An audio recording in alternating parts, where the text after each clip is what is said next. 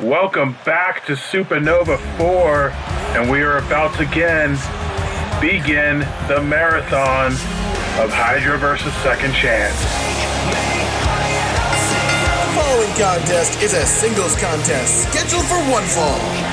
Making her way to the ring from Dublin, Ireland, representing Hydra, this is Rebecca Dudley.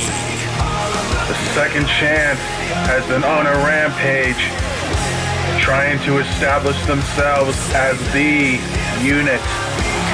On Retaliation, they took out the Fallen Kingdom, they sent the Agents of Pain packing, they even beat One Night Stand. Then Wolf called out the big dogs of the brand, the five-headed beast known as Hydra. And we start out with women's action between the two factions.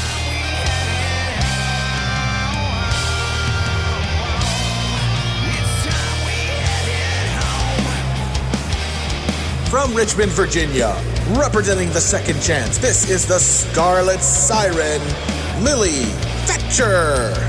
Well, you can actually call her the Sapphire Siren here tonight in her blue attire. However, it was 1 year ago where Lily Thatcher and Josh Wolf turned their backs on the Rogers Foundation and competed against Jake and Faith Rogers respectively in walk the plank matches where the mat was removed from the ring and the bare wood was exposed. But now 1 year later, the Second Chance has emerged as a top unit here in Retaliation. And as I said, they've taken on many teams, but there's one they are looking to vanquish here tonight at Supernova 4, and that is Hydra, who has staked their claim on Retaliation for the past couple of seasons now. And a big test for Hydra's Rebecca Dudley here. Newcomer this season. Didn't have quite the best of introductions, but she was taken under the wing of Hydra, and she has looked pretty good ever since. But a huge match for her here tonight against the veteran in Lily Thatcher. And here we go. The first course of this rivalry coming to a head to kick off the second half of Supernova 4. It's hard to believe we're only a few matches away from the end of Season 4, but here we are. And Dudley, a little bit of disrespect there, doing some sit-ups or something right in front of Lily's face. Certainly looking great in the Hydra colors, in my unbiased professional journalism opinion here. And Thatcher, interesting season for her. She certainly rebounded as a member of the Second Chance, as her and the rest of the group have been climbing their way up the ladders of the Retaliation title divisions. And you got to think a win here from Lily Thatcher would certainly put her in the conversation to kick off next season in the title hunt. As for Rebecca Dudley, she made one hell of a debut here in the RWR, going after Roxy Riot right after her title loss against then champion Kimiko Matsui, and seemed to have the upper hand of Roxy outside of the ring, but inside of the ring she just couldn't get the job done against Roxy. However, right before the Agents of Pain were sent off to Resurgence, thanks to the Second Chance, ironically enough, Dudley finally got one up on Roxy, revealing herself as the rumored newest member of Hydra. And here she is ever since. Nice takeover suplex there. In the Phoenix Cup this year, as I check my notes, pardon me, Dudley and Thatcher both picking up first round wins. Thatcher defeated Jenna Reed in the first round, ultimately losing to Kimiko in the second. Rebecca Dudley defeated Olivia Taylor in the first round. which would easily be one of the biggest wins of her short RWR career thus far, and fell to Torby in the second round. A little bit of momentum on both sides here in this matchup, as Thatcher regaining control in this matchup, dragging Dudley to the corner and ramming her head into that turnbuckle. And you got to think here, for the second chance, they issued the challenge, and it's really all about pride with them. They want to be the unit on Retaliation, only one count. And for Hydra, you know, they've built themselves up as the big dogs of the brand. You know, the former Unchained Union have sure gone through plenty of change among the ranks, but they've recruited some big names this season. You know, they brought in the Green Void, former World Heavyweight Champion, main evented this show last year as the champion. They brought him into their ranks. And then, of course, bringing in Rebecca Dudley on top of the members already have, Vlad Alucard, Danny Storm, and Thunder, which we'll all see in the next match, which, yeah, I'll spoil it. It's coming up right after this one. As Dudley looking for the ground and pound there.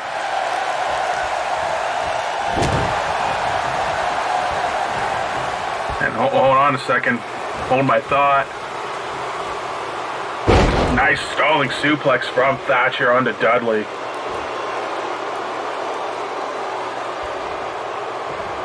And Thatcher now off the clothesline.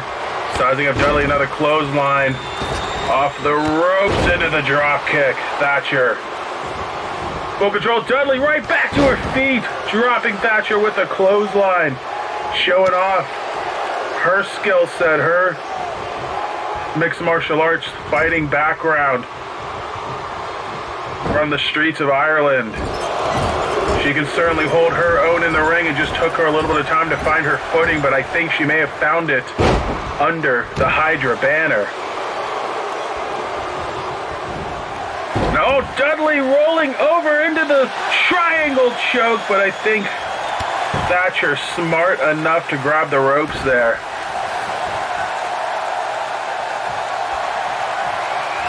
And now, again, far from the ropes, going back to the triangle. Thatcher can't grab the ropes this time, nowhere to escape. Dudley wrenching away on Thatcher with the triangle choke. But somehow, Thatcher escaping the hold and surviving in this matchup.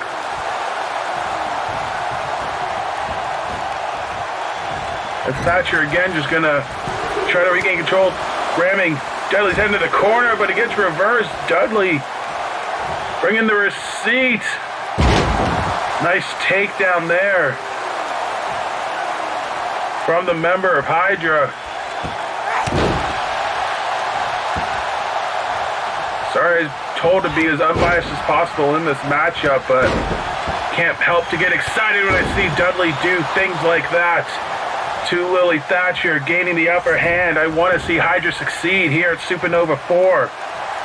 Last year, they fell victim to the DSM-5 in the winner-take-all ladder match. Here's another triangle choke on Thatcher, again far away from the ropes. Can she survive two in this matchup? Dudley wrenching, and somehow Thatcher escapes again. But how much damage has been done to her at this point in time?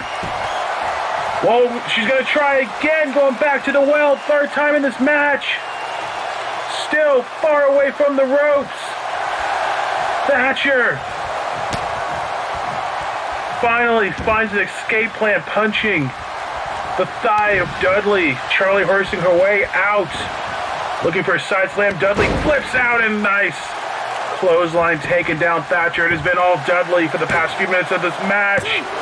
Two. Very close from Dudley there on Thatcher. Looking to give Hydra a big win here at Supernova. Like I said, they lost last year to DSM-5 in that ladder match, the 4-on-4 ladder match, where the winners all got title matches to begin the next season. What a hell of a caveat that would have been for Hydra if they got that. But on Thatcher from behind, sizing up. Dudley gets reversed, but Thatcher ducking that pump clothesline. Doesn't matter though. Dudley back in the offensive. Another takedown of Thatcher. But Dudley working over the leg of Lily this time, just trying to wear her down, keep her grounded as much as possible. What's Dudley thinking about? Jumping over the rope. She's heading to the top, the high rent district, looking to risk it all here. She stands up. Lily Thatcher diving forearm strike, taking down the Sapphire Siren, pardon me. But Thatcher kicking right up, nice enziguri on Dudley in the center of the ring. Both women going all out here in the fading hours of this matchup. Dudley's arm behind, Thatcher grabbing the free arm, wrenching it back, trying to snap it in half. Knees to the back instead when she couldn't get the job done. And now it's Thatcher sizing up Dudley. Will the second chance draw first blood? Not quite yet. Dudley the reversal, using the power game to her advantage. Snake eyes on the top turnbuckle. And Dudley continuing to go to work on Lily. This is surely the best we've seen Dudley in an RWR ring this season. She's certainly trained for this matchup here tonight, and it is paying off in dividends. She just needs to get the job done. Go for the triangle. She gets it in again. The triangle. Will Lily submit this time? Or will she find another escape from this devastating hold? Dudley wrenching, and Thatcher survives again. But Dudley not content, going for the pin. Two. No. Almost caught Thatcher off guard trying to recover. She's barely able to kick out though. And Dudley kicked off by Thatcher. Double stomp to the tummy. Kick to the chest. But Dudley right back with an arm drag and another standoff between these two women.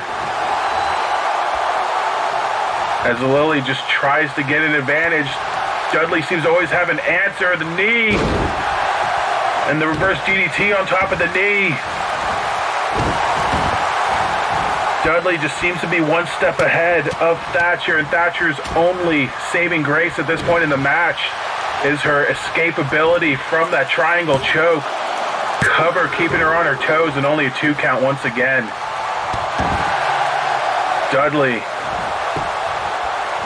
trying to size up Lily, but Lily trying to get a rebound again. Dudley one step ahead. Thatcher just cannot solve this puzzle that is laid in front of her by Rebecca Dudley as she tosses Lily Thatcher from the Rumble.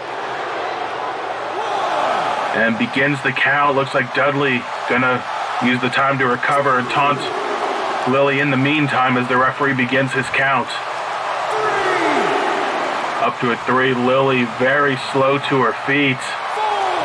She does have time though, and enters just before the 5 count. And finally she gets one up on Dudley into the backbreaker. But can she capitalize off of it? Dragging Dudley away from the ropes and going for the multiple elbow drops.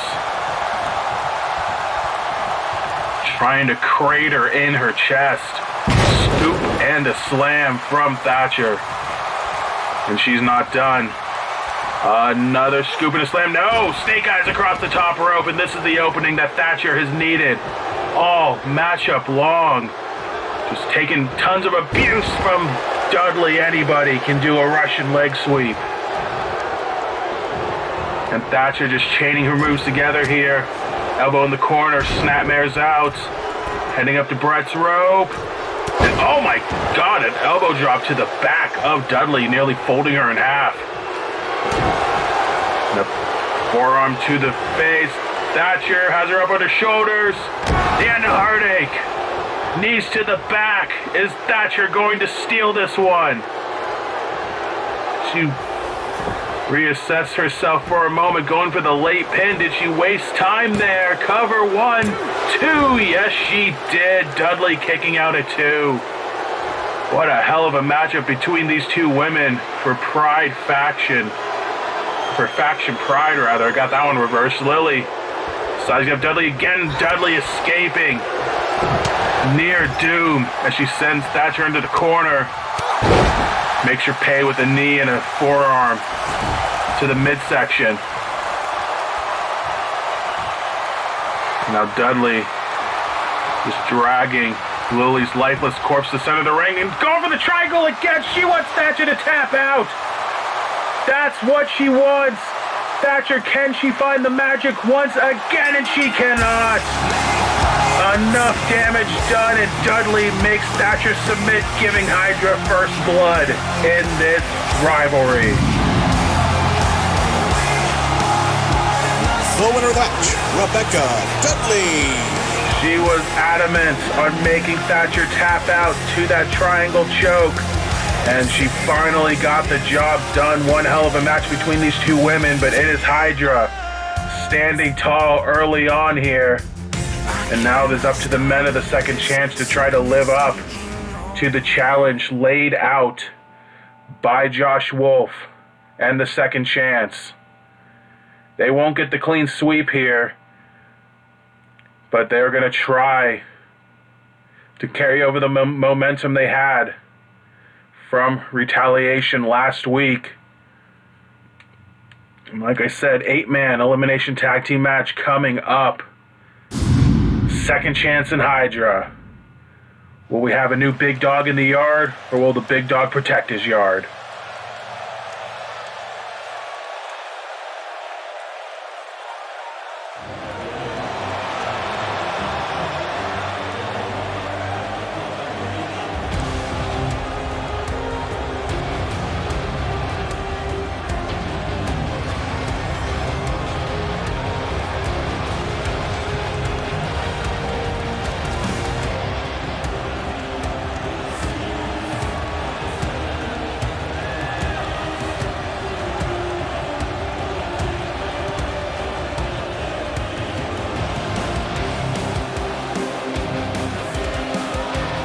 Here comes 3 of the members of the second chance. The following contest is a 4-on-4 tag team elimination match. This is the team of Isaac Drake, Casey Jones, and Stephen Wright. The second chance.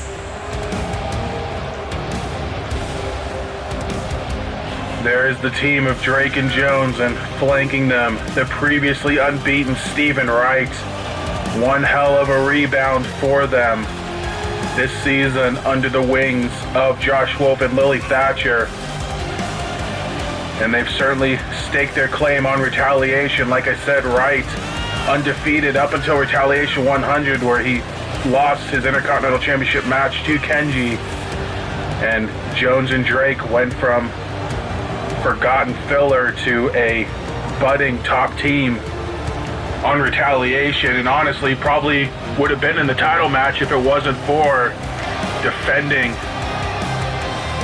their colors and trying to take out the big dog in the yard. But loyalty comes first over titles apparently, although if you listen to Wolf, they're going to take out Hydra and they're going after the gold in Season 5. And not to be outdone, here comes the head of the table. From Richmond, Virginia, he is the leader of Second Chance, Josh Wolf. And it's going to be interesting to see how Wolf answers in this match. He did defeat the Green Void last week on Retaliation. However, he took one hell of a beating from Void, and I think it was a match that Void wasn't too interested in winning. He just wanted to beat the hell out of Wolf and make him pay for really just having the balls to even call him and his group out. And he certainly laid his mark on Wolf, so we'll see if he's even at 100% here in this matchup. And if he can even back up his words. I said last week that after that beatdown, it's gonna be up to, you know, his mates. It's gonna be up to Wright, Jones, and Drake to probably carry the ship here for the second chance. So this is their time to prove that they can carry the flag, they can carry the colors just as much as Wolf can.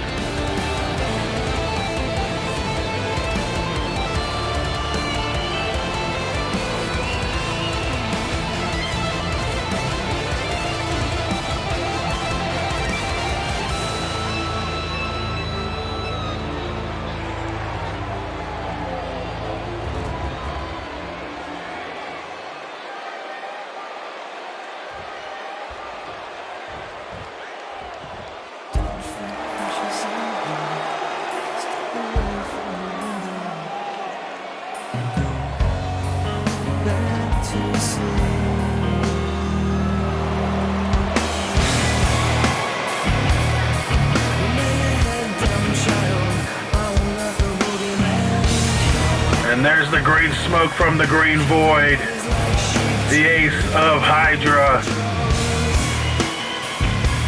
The only green head on the five-headed red beast that is called Hydra. From the Eye of the Void, representing Hydra, this is the Green Void. Like I said, a big turnaround from him a year ago, walking into Supernova as the World Heavyweight Champion, but tonight he walks in, much like the second chance, here to defend the yard that he was invited in. Hydra welcomed him into their group, and now he's here defending their flag. And like I said, he gave Wolf one hell of a beatdown on Retaliation. We'll see if he has any left over here tonight. But not to be outdone, here comes his partners.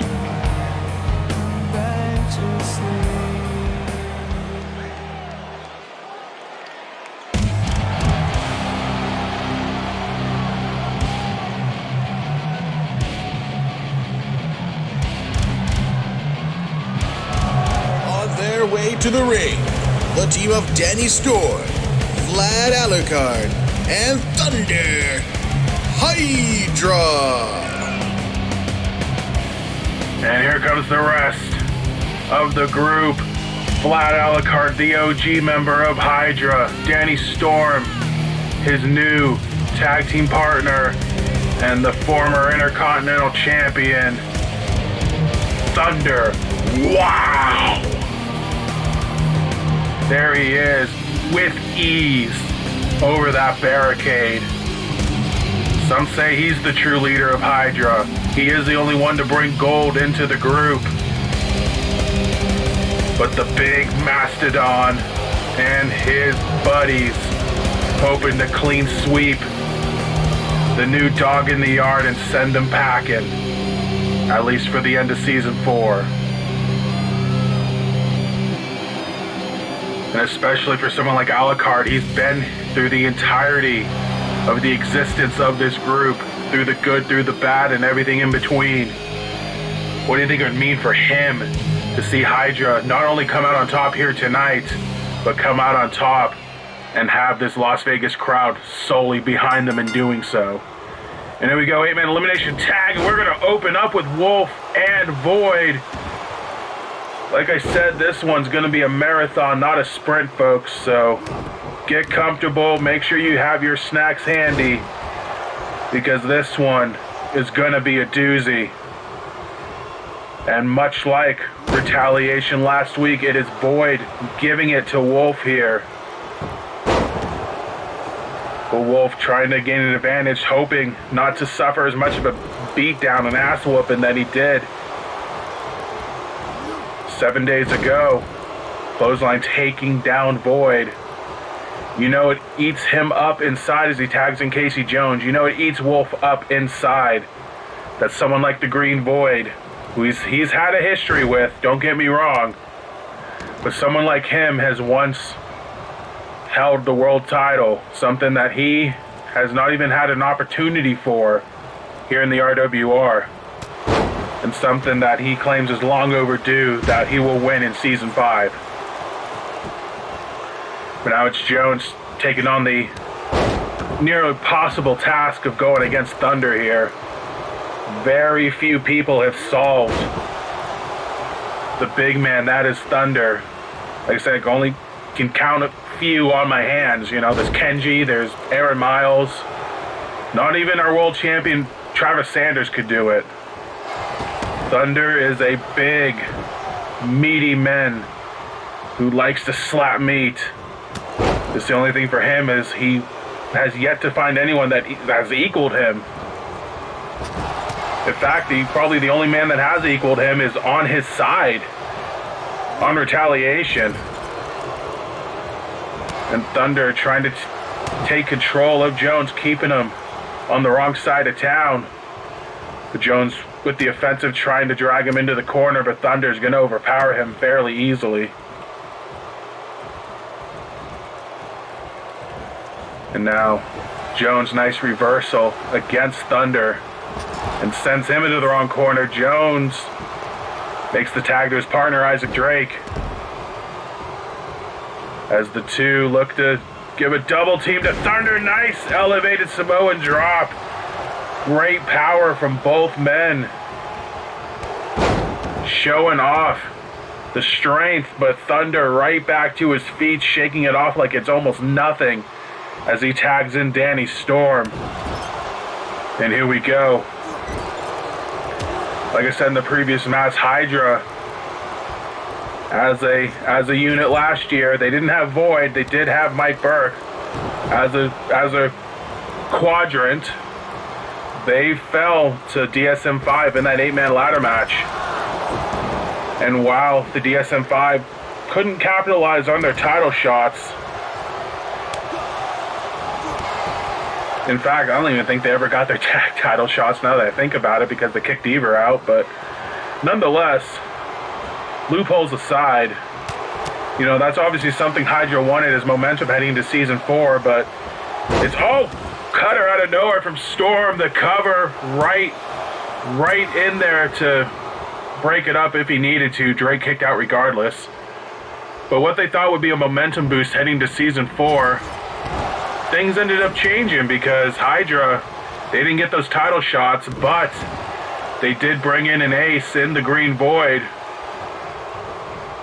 And they did bring in a female ringer in Rebecca Dudley.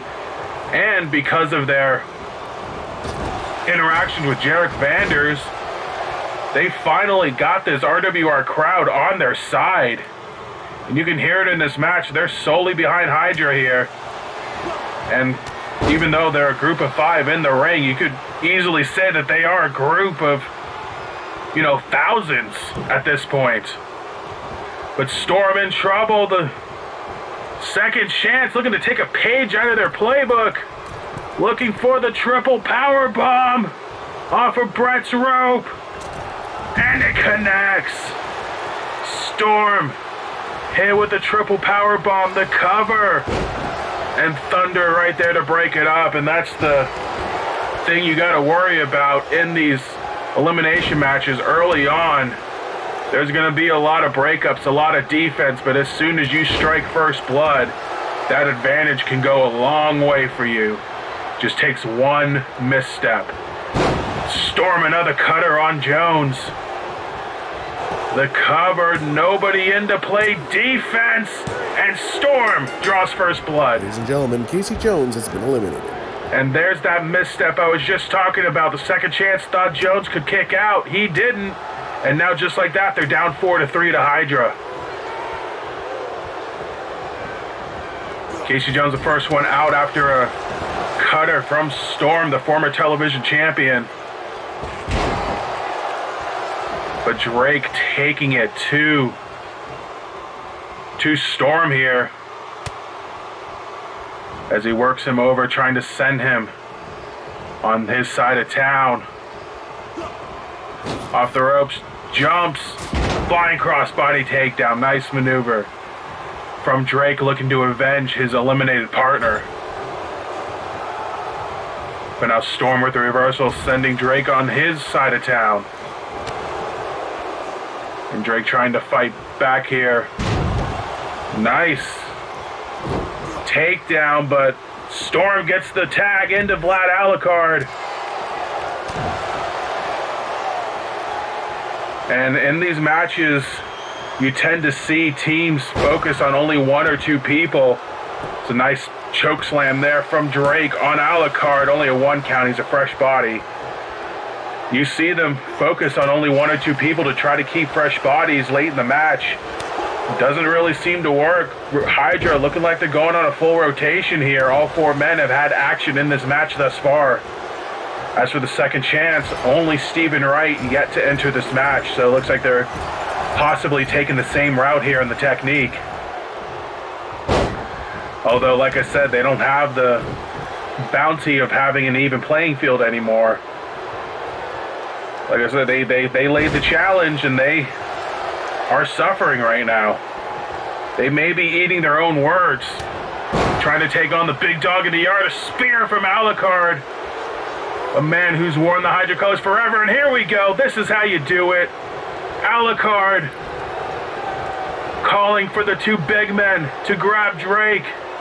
He's going to show the second chance how it's done. The real triple power bomb from Hydra. There goes Drake. Alucard with the cover, Thunder. And Void looking to play defense. But Alucard decided against it. He decided ground and pound instead. Interesting strategy there. Surprised he didn't go for the cover. He abandoned it for whatever reason. But Alucard continuing to assault Drake here. 4-on-2 deficit would hurt the second chance immensely. And oh my God, what a catapult into Brett's rope. Another spear from Alucard. He's feeling it. Like I said, he's worn the Hydra colors forever. For the entirety of the group's existence. And here we go again. He's going for round 2. Thunder and Void. I promise you this is not a loop. This is the second time in the match Hydra is going to triple powerbomb Isaac Drake. And Alucard going for the cover this time. No, he abandons it again. I don't quite understand this strategy. Looks like they're making, much like Void did to Wolf last week, they're making Drake pay, using him as an example, as a sacrificial lamb. And Wright, what the hell is Wright doing? He's got the ropes behind him, keeping him elevated on purpose. And the ref finally going to tell him to stop doing that. As Alucard, nice clothesline, taking down Drake. If you remember, a few retaliations ago, his tag team action, Alucard and Storm defeated Drake and Jones. It's another spear, and oh God, another one? All right, let's do it again. Let's see if he can actually pin him this time. How about it, folks? A triple power bomb. Oh, baby, a triple. Down in the center of the ring. Alucard has the hot hand, but right in there to try to break it up. Storm abandoning the pin that time. At least that one made sense, because Wright was right there. As the referee was telling Thunder and Void to exit the ring. Now camel clutch from Alucard, and he, ladies and gentlemen, Isaac Drake has been eliminated. Forces Drake to tap out after taking copious amounts of abuse.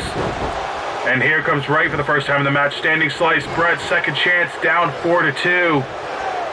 They need to get an elimination here, as their tag team unit eliminated from this matchup. Wright, he's only been defeated once all season. That was to Kenji, so if anyone can help bring this team back, it's him. And even Wolf, he's only lost twice, and that was to Danny Richardson. So both of these men very hard outs. But the Hydra tag team looking to become the next on the list to defeat these two men in Season 4. Storm busted open the hard way after the tag team move. But he's looking to get control of Wright. Again, misses. Stephen Wright, the former exiled Coterie member, was taken under the wings of the Second Chance and has certainly blossomed in doing so. And the only member of the team to get a shot at gold this season, which is the only blemish on his Season 4 record. As Storm continues to work over. Right here, the knees into the Russian leg sweep. And now Storm sizing up Wright. Can he defeat him? Another cutter on Wright this time. The cover. Referee, where are you? He was being distracted by Wolf, but he breaks free and Wright kicks out at 2. Wolf with the distraction, saving his partner. But how much more of that can they take? And here we go. A match we were not granted to see. Thunder against Stephen Wright. And oh God, just the power of Thunder eliminating Wright from the Rumble. Of course, we weren't able to see this matchup because of Wright's Intercontinental Championship match. And then the Second Chance dealing with one night stand at the time. Also Wright basically disappearing ever since losing that match, but he's back here tonight, hoping to rebound and lead his team to victory, but it's gonna come at a cost. Down 4-2. Oh my God, what a clothesline from Thunder. Oh my God, is he gonna throw him into the crowd? Oh, I thought. I mean, it's right there, he could have done it. As Thunder just manhandling Wright at this point with double damage as well. And you can see the members of Hydra looking on from the apron. Wolf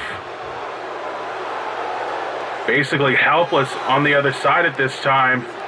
Count up to 9. Up to 10. We're halfway home here between these two.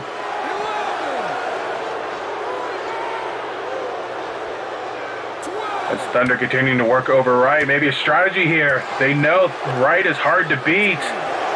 Maybe a count out is the way to go. Wright sending Thunder off the post up to a 14. He's got to get back into the ring. Up to 16. He's ramming Thunder into that ring post over and over. 17 and Wright gets in. It could be Wright profiting off of Hydra's idea, and there's the hope spot. And just in the nick of time is Thunder. Into the side slam and the cover, and Wright had the ropes. But what a strategy from Hydra, looking to count out a man like Wright, who has only been defeated once all season, and they almost got him, only for the tables to turn, and Wright almost benefiting from it by getting Thunder counted out, which would have been a massive W for the Second Chance. But Wright hitting the right stuff on Thunder. Did he knock the big man out? He's taking a little long to pin. He goes for the cover regardless. 1, 2, nobody playing defense. It doesn't matter. Thunder kicking out at 2. But Wright sizing up Thunder again, looking to bring his team back. Look at the strength, the right stuff again. 2 times in a row. Wright going for the cover. Wolf coming to play defense, and no. Boyd bull rushes his way in, taking out Wolf and breaking up the pin at the same time, keeping Hydra at full strength in this matchup, saving their tank in the process. And even eliminating Wolf, giving Wright no help momentarily in this match. And Wright essentially fighting for his life at this point because he has no backup right now. So if he gets in trouble, this is Hydra's moment to seize. And Thunder looking to do just that. Discus clothesline, nearly decapitating Stephen Wright. And Thunder not done. Sledge to the back. Wolf very slow to get up. You can see he's taking the effects of his match against Void last week. Looks like they're starting to kick in a little bit. And Thunder just taking it to Wright. He's sizing him up, but Wolf getting back to his feet and maybe too little, too late. Up and down with the sidewalk slam. The cover, but here comes Wolf to play defense, and he does. Just a little mistime from Thunder, but Storm. The Tornado DDT taking Wolf out of the equation once again, giving Hydra another period of uninterrupted ass kicking. And it's Wright again fighting for his life. Trying to keep the big man grounded, trying to get Wolf back on his feet. There's a nice way to keep the big man down, like snapping the leg like that. Now it's Wright sizing up Thunder, Wolf back to his feet. Just in time to see him hit the right step for the third time in the match. But he's very close to the Hydra side of the ring, gonna go for the cover regardless. One, and easy breakup from the Green Void. And Wright trying to get himself a receipt, and Void knocks him loopy. But Thunder has taken a beating. He needs to tag out in the worst way. Shoves off Wright, but just no avail. Wright, a snap suplex, taking down Thunder. You see Storm out of it too. He's on low health. Thunder's certainly on low health. And Wright tagging out, but gives Thunder the opening. However, he tags it Storm, and he gets caught by Wolf. Wolf thought he was going to go for the shovel, instead going for the backbreaker. Storm's got blood pouring down his face, end of heartache. This may be the opening the second chance needs. Nothing against Storm, but he's weak right now. The cover, 1, 2, and they got it. Ladies and gentlemen, Danny Storm has been eliminated. A misjudge by Thunder, sending in the weakened Storm. I don't even think he wanted to tag. And Wolf takes advantage, end of heartache, puts Storm out of his misery. We're down to 3-2. Just the glimmer of light that the second chance needed.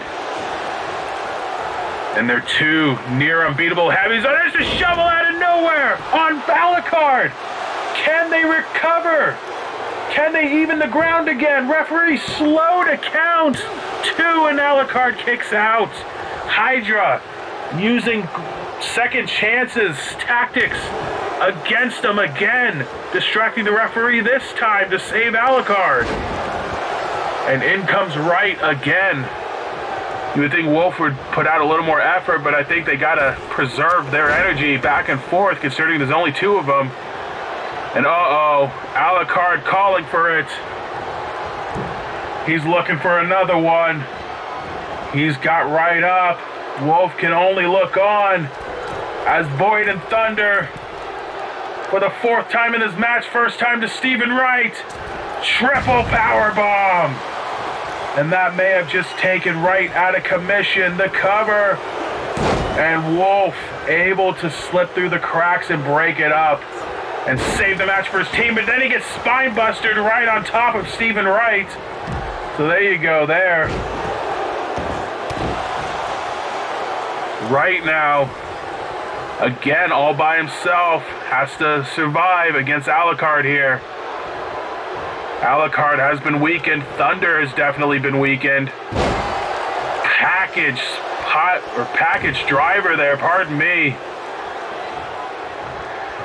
Second chance at this point, got to make sure the Green Void does not get into this match. He's the healthiest of the group at this point. Snap DDT from Wright, just trying to keep Alucard grounded while Wolf recovers once again. He knows Wolf isn't at 100%. And the weight basically on Wright's shoulders at this point in time. As I believe Alucard is looking for another triple power bomb, got reversed. Got reversed again. Wright just trying to get on the right side of town for him. And he can't do it. But he's fighting his way out. And he sends Alucard into his own corner. Nice flying forearm as Wolf back on the apron. Now, if you're right, do you tag out or do you keep going? Because Wolf's barely recovered. Forearm shot there. Wolf's barely recovered. And now Alucard on Brett's rope. What's Wright looking to dial up? He dials up the squisher on Alucard. That may be enough to put him away. A kick. A WDT. He's on the right side of the ring for the second chance. And he tells Wolf to get down. Oh, I think he was going to go for the top rope, decided against it, and instead going to go for the right stuff. I think Wolf told him, do not go on the top rope. We cannot risk it. And he does it, and he hits the right stuff on Alucard. Can he get the defense? Drags him away from the ropes for the cover. 1, 2, and Thunder barely gets in there. Wolf could not stop him in time. And Hydra remains with 3 members. And alright, going for the cover, gonna use the ropes as a leverage, but he's on the wrong side of the ring, and Void able to break it. Putting the numbers game to their advantage again. And there's the tag. Here comes Wolf. Looking to do some damage of his own. Up and down into Hardick that put away Alucard's partner, Danny Storm. But Wolf's not done. Big Irish whip to the outside. On the wrong side of town too. I think they realize they can't go for the pin because numbers game in the defense. Wolf gonna try to get that count out on Alucard to even the score. Gotta say, it's a sound strategy. Let's just see if he can pull it off here. As Alucard trying to fight back. But Wolf gaining the advantage. And rams his head into the apron. Up to 5. They're a quarter of the way home from evening up this matchup. And rallying from a 4-2 deficit as well. Stiff boxer-like shots from Wolf, but misjudged the Irish whip. Sent Alucard, rolled back into the ring and rolls into the tag to Thunder, who has been recovered at this point, as he catches Wolf off guard on top of the shoulders and just slams him down. And now Thunder looking to send the upper half of Wolf's body into the upper deck. Discus kick, taking out Wolf. Wolf with the misjudge on the Irish whip. Alucard, this smart move to dive into the ring and roll straight into the tag. But Wolf, the power has Thunder on his shoulders, shovel out of nowhere. And Wolf not done, rolling through, looking for the emphatic exclamation point, a second shovel. He goes for the cover, but he's too close to Hydra. And Void able to break it up. Wolf stopping right and saying, just get back in the corner. I got this. But 2 surefire eliminations from Wolf, both sullied by his own misjudgment, essentially shooting himself in the foot. Now Wolf tags in right, looking to maintain health. Thunder on the wrong side of town. They need to pin him. Northern Lights suplex will help, but Thunder's way too big and he easily clips the ropes there. I mean, second chance could be up 2-1 right now, but Wolf, 2 misjudges. And now Wright looking for a full Nelson, but Thunder easily powers out of it and spine busters right to the ground. Spine to the pine. And now looking to send Wright's head into the upper deck. sizing him up. The discus and the big boot connects. And drops the big elbow on top. Thunder not done. Scoops him up and side slams him down. The cover. Wolf slow to get in, but the referee's positioning saves it for them as Void forced to go the long way. But he takes out Wolf. Thunder sizing up right, looking for another sidewalk slam, and it connects. Nobody's saving this time. 1, 2, and Wolf just too late. Gentleman, Stephen Wright has been eliminated. Wolf just too late. Wright eliminated by Thunder. And then there was one. Wolf all by himself against Thunder, against Void, against Vlad Alucard. And they can have their way with the man who laid down the challenge. Wolf may be eating his words right now. And just like that, it could have been 2-1 second chance swung into a 3-1 Hydra favor. And there's the Green Void tagged in. Looking to finish the job. How poetic here. But can he do it? Wolf is a stubborn out, as is Wright. You saw how much it took to get rid of him. Void. Pile driver right on top of Wolf's head. Looks like Void trying to make Wolf suffer, trying to make him bleed again. But he's got to be careful, because in doing that, he could give an opening for Wolf to steal a fall. But Void, right back at it. And he's sizing him up, looking to make Wolf enter the Void. Here at Supernova, 4, and he does. Wolf busted open in the process. Nobody to save him. 2, and Wolf kicks out regardless. Defiancy from Wolf, looking to fight until the very end. He does not want to lose this match. He wants the second chance to be the big dogs in the yard, no matter what. Even if it takes him absorbing abusive amounts of punishment, spine to the pine again. As Void just having his way with Wolf at this point. Pile driver lands.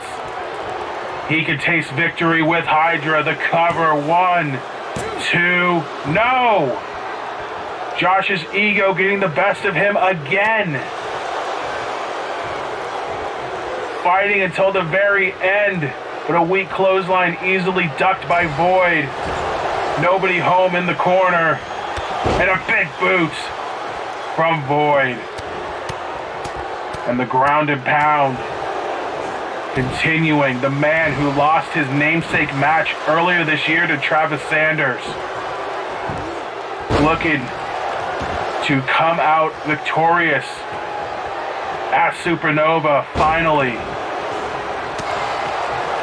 To come out on top on the biggest stage. Enter the Void again. The cover. 1, 2, and a kick out. This man does not know when enough is enough. That's how much his ego wants this match. That's how big his ego is. And he's just going to continue to pay for it. Void, gladly, another into the Void, center of the ring. Will that be enough? 1, 2. No, it's not. And Void just laughing at this point. I think he's enjoying this. He's glad he's kicking out. And he's going to give Thunder some fun, too. Oh, my God. Pick him up in the powerbomb position. Oh, the Doomsday Device. Big man flying at Supernova. 2. And he still kicks out. And now Thunder going to have his fun with Wolf. For any of you that do not like Josh Wolf, I think this segment's the match for you. As Thunder sizing up Wolf, big boot, didn't even need the discus that time. The cover, 1, 2, mercifully. Wolf gives up, and Hydra remains the big dog in the yard. The winners of the match, Hydra. They got challenged by the Second Chance, who have been dominant all season long. But tonight, no matter what the circumstances were entering the match, Hydra defended their yard and remains the top stable on Retaliation. And in emphatic fashion too, with only one casualty. And for Hydra, I applaud you. Clean sweep over the Second Chance. What a hell of a statement for them. And now we move on to more women's action. First time ever, one-on-one. Torvi takes on Kimiko Matsui. Kimiko, she claims she's done everything there was to do in the RWR, but enter Torvi, who said she never beat her. But Kimiko worked the system and beat down Torvi in a 2-on handicap match last week. So we'll see how healthy Torvi is. The following contest is a singles contest scheduled for one fall. From the Nordic states, the Shield Maiden, Torvi. Torvi, much like Josh Wolf in the last match, certainly not at 100%. She had to suffer through a 2-on-1 quote-unquote handicap match to even get this match to begin with. She challenged Kimiko for a match here at Supernova, and Kimiko said, "You want it? Well, you gotta face me tonight in whatever match I won." And of course, Torvi, only seeing red, accepted and had to suffer. But even though she's not at 100%, she's gonna get Kimiko one-on-one here tonight.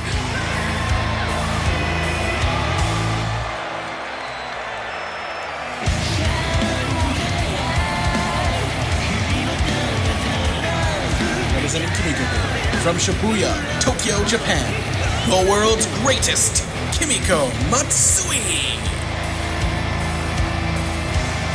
And Kimiko, like I said, she claims she's done everything there is to do in the RWR.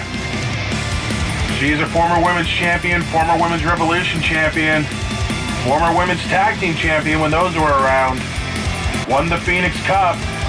I can tell you right now, she hasn't done everything because she hasn't won Rise from the Ashes yet. But one thing she hasn't done was face Torvi one-on-one, and she's going to do that here tonight. But it was on her terms, and Torvi did accept those terms. So it is as much her fault as it is Kimiko's for doing it in the first place. But that just shows you the kind of character Kimiko is. You know damn well she wants to be in that women's title match later tonight. The Women's Revolution title, but ultimately fell short in the Phoenix Cup final. And I heard she even tried to force her way into the match, but was turned away by the board of directors. But here we go. Torvi and Kimiko, first time ever. We'll see if Torvi can overcome that beatdown she suffered from Kimiko and Amanda Violence last week. Kimiko with the takedown. She's going to have the technical and the speed in this matchup. Torvi's certainly going to have the power to her advantage. Of course, both of these women were champions entering and exiting Supernova of last year. Torvi, the women's champion, defended the title against Apathy in successful fashion. And Hope Rogers as well in a triple threat match. Kimiko was the Women's Revolution champion. She is the longest reigning one in history. She defeated her stablemate Amanda Violence in the title match last year. But this year it's not about titles. It's about pride. It's about ego, especially in the camp of Kimiko Matsui. She claims she's done everything. If she beats Torvi tonight, that's one step closer for actually doing that. But for Torvi, who went on a tear last season, winning the women's championship in the process, the golden ticket as well, and reaching the semifinals of the Phoenix Cup before losing to the ultimate champion of the tournament, Amanda Spade. Torvi certainly on the rebounds since losing her title earlier this season to Hope. As Torvi sends her out of the Rumble, looking for some double damage points early on.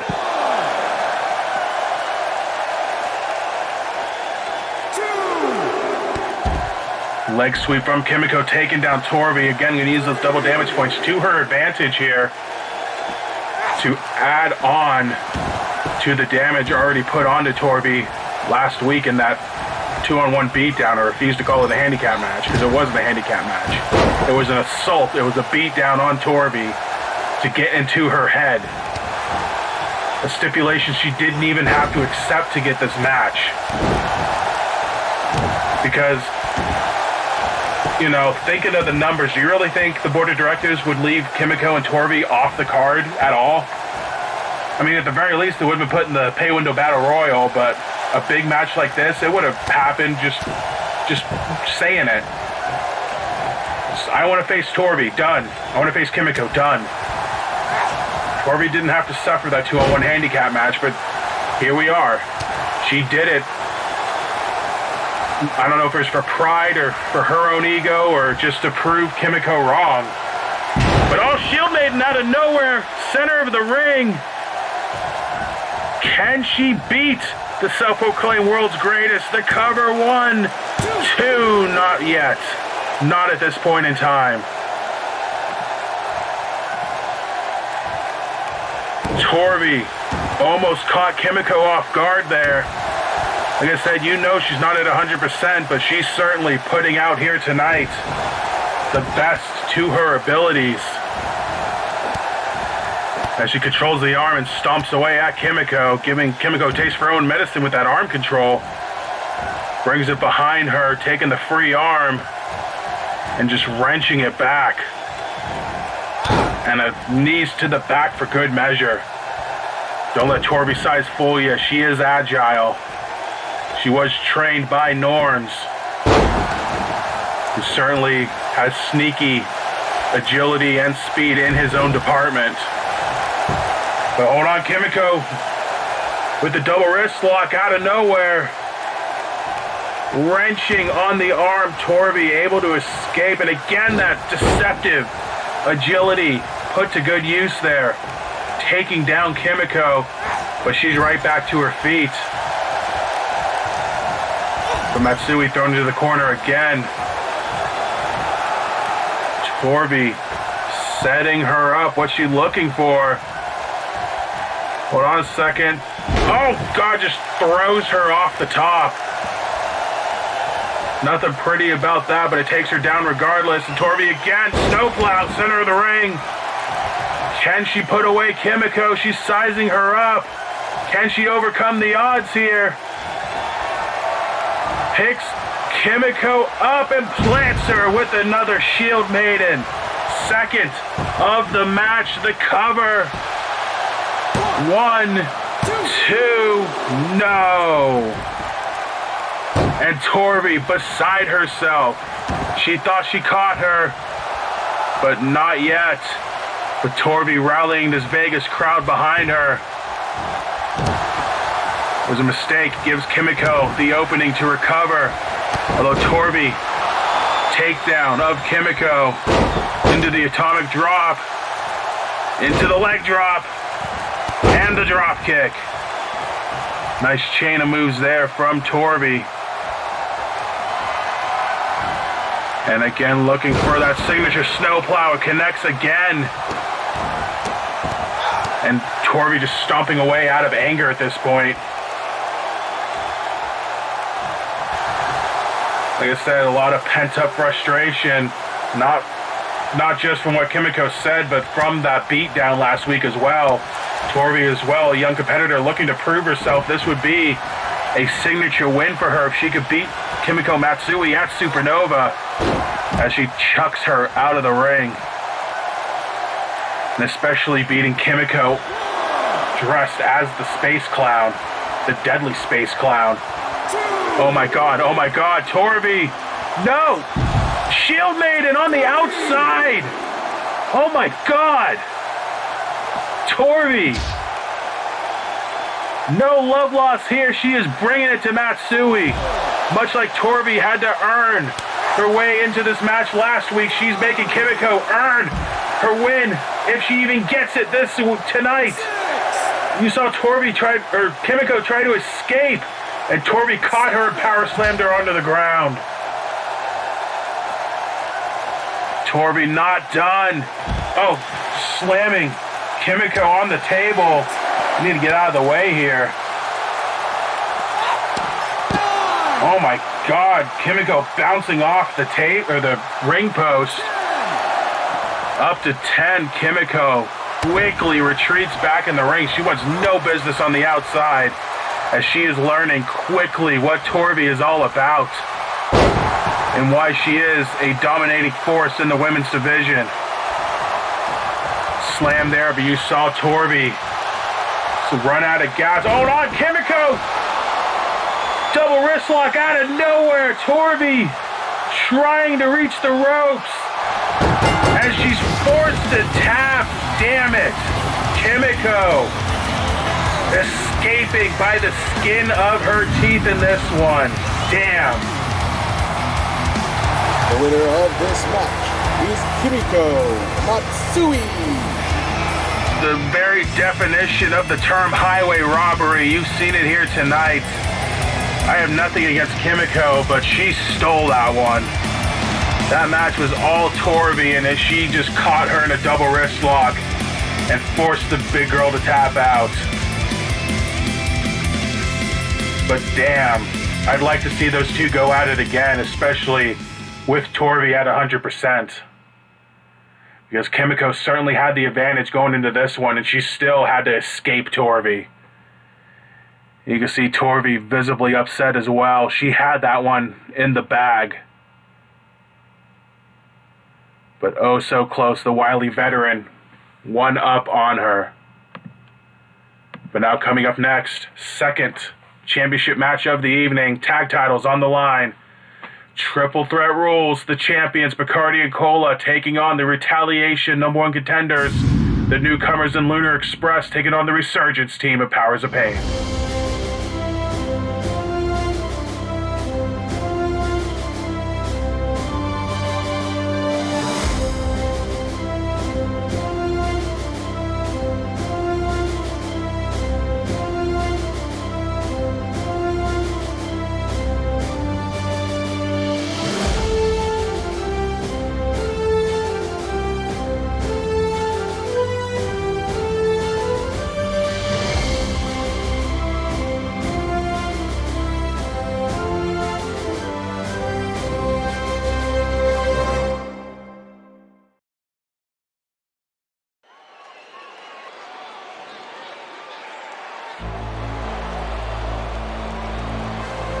Here we go with the newcomer team, and holy shit, they're not alone. He's back. He's back. Hell yeah.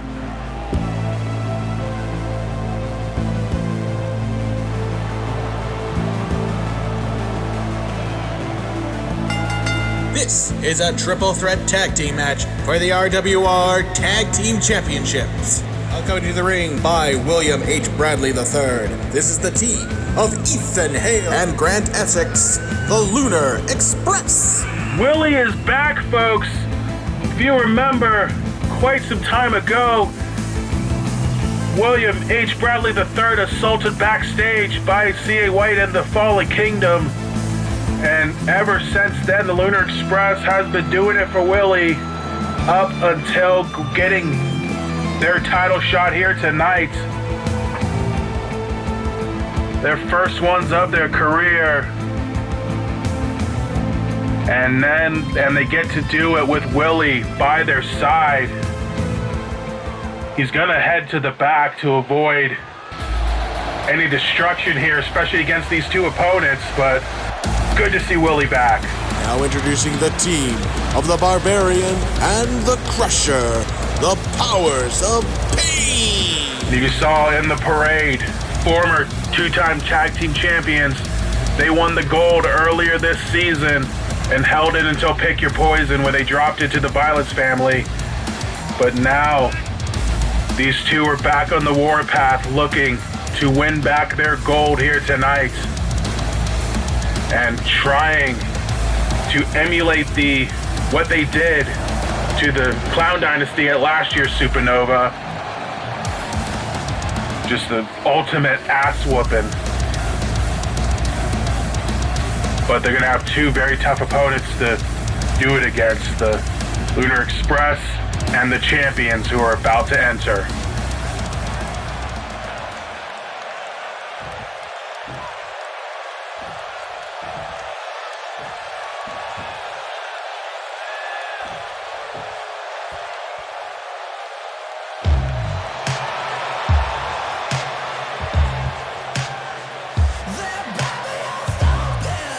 On their way to the ring, they are the tag team champions, Buzz and DJ Kraft, Bacardi and Cola. What a reaction for these guys making their way in. Kraft and Buzz, the tag team champions. Kraft, of course, won RFTA 4 earlier this season, and him and Buzz embarked on a journey to try to win the world title. Couldn't get it done, but as soon as they entered the tag division, they were a dominant force. Their only defeats were in multi-team matches, so the match here tonight certainly puts the champs at a disadvantage. As like I said, their only two defeats were in the Golden Ticket Ladder match at Sky's the Limit and the four-way tag match at Beach Brawl. But in straight-up 2-on-2 matches, Bacardi and Cola have been unstoppable. But they don't have that advantage here tonight as we're underway. It is a triple threat tag team match. The champions from Retaliation and the number one contenders from each brand as well, giving Retaliation two teams, giving the match on the Retaliation night of shows. So Powers of Pain, the only Resurgence team, the only Resurgence members you're going to see here tonight. As Buzz works over the Barbarian, the Crusher, taking on that ratty face of Ethan Hale, and the big blonde flowing locks of Grant Essex going to take his chance against one of the greatest to do it, DJ Kraft, who achieved his triple crown after winning the tag titles at Retaliation 100 over Silver Coast, being the latest to join that elusive group. Of course, Damian Longoria could join that group later on tonight if he wins the world title, making that group grow a little bigger. As Kraft, nice neck breaker on Crusher. Barbarian eliminated from the Rumble by Buzz. They could easily be cousins here. As Buzz wailing away on Ethan Hale. I guess Buzz took those supplements that made his tattoos disappear again. But hey, if it keeps him as a champion leaving Vegas, then it's all worth it. He can get them reapplied tonight in a big session if he wanted to. And just look at the size in that ring. Just, you want the definition of big meaty men slapping meat. Here we go. When DJ Kraft is considered the smallest man in the match. Buzz hits the brainbuster on Barbarian. Nobody there to play defense. But Essex breaks it up, and the clear smallest man in the ring, Ethan Hale, certainly not going to back down from a final. Give him that full brass knucks on Buzz. That'll certainly help the size differential there. Taking Buzz out of the equation. Barbarian has been busted open by Essex. And referee down from a wayward clothesline by the Crusher. And the champs at a disadvantage here. Although Essex on the outside, the Powers of Pain looking to collect with the referee down, of course. Hale, nice hurricanrana on the Barbarian, taking the big man out. And now we got one member of each team in the ring at this point. The stroke from Hale onto Kraft. But now Buzz in the ring. He made a beeline toward Hale, but Kraft said, I got it, don't worry. And instead, Buzz is gonna, oh my God, he's gonna eat a huge belly to belly from the Crusher. Hold on, though, Kraft on the outside looking for that flying forearm, but Hale scouted it and even mocking him in the process. Ethan Hale may not, oh, Blue Thunder Bomb, certainly not gonna be disrespected. The cover, Essex with the defense, but Crusher able to break it up.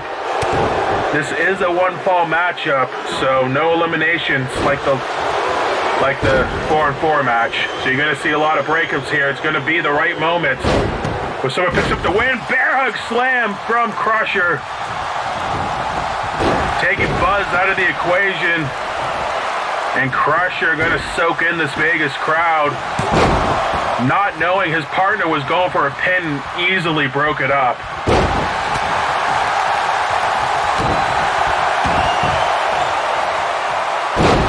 Sit out powerbomb from the Barbarian. Go for the cover. Kraft in the middle of a suplex combo. Couldn't get over there in time. Luckily for him, Essex kicked out. As the Powers of Pain easily could have stole that one. But Hale in deep trouble here. Kraft sizing him up. He's got the arms. Looking for the Kraft killer. No. Crusher breaking it up. He was waiting for the right time, but he gets taken out regardless. Putting the Powers of Pain at the disadvantage. Essex with the cover. Buzz right there at the nick of time to break it up. And oh God, Hale catching a spinning heel kick. He got busted open and he's rolling out. Oh God, you see the blood pouring down his face. And now, just like that, Bacardi and Cola at the advantage inside of the ring. Kraft, nice neck breaker on the Barbarian, who's got blood pouring down his face as well. Buzz trying to work over Essex here. Oh God, Kraft got thrown out of the ring, leaving Buzz and Essex alone. Oh, this may be bad for everyone involved. That's not Bacardi and Cola. And the tree Joey Lawrence just gets tossed aside. Crusher back in the ring, sending Buzz in the corner, looking for another belly to belly. Oh God, just throwing Buzz on top of Essex. Good Lord, but now Hale back into the matchup. Lunar Express with the advantage.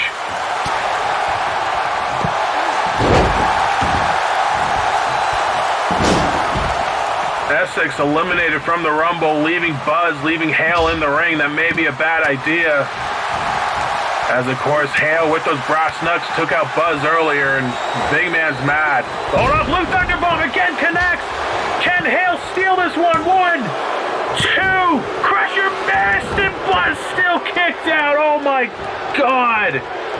Oh, holy crap. The Lunar Express almost just won the gold right there. Oh my God, William H. Bradley's right next to me and he can't believe it. He is beyond beside himself. Oh, he almost passed out from how close that was. Essex getting pinned by the Crusher, broken up. Buzz on the outside.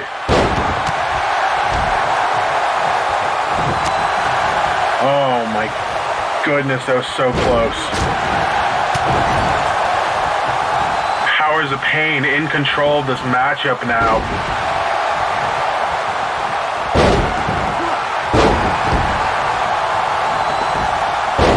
Essex sent to the outside. Kraft in a bad way. And now it's going to be up to Hale, who almost just won the gold against both members of the Powers of Pain here. But a sidewalk slam from the Crusher puts an end to that. Barbarian retreats, a big splash from the big man. Kraft back up to his feet. Hale fights off, but he gets taken down by Kraft, who kicks right back up. As it looks like Kraft and Crusher basically taking turns on Hale at this point. Essex needs to get back up and quickly. The Pele taking down Hale. Buzz busted open from the Crusher on a wayward elbow. Kraft the cover, broken up by the Crusher. He connected this time. And all 6 men back in the ring. This Vegas crowd absolutely going crazy for this match. What a hell of a contest for the tag team titles.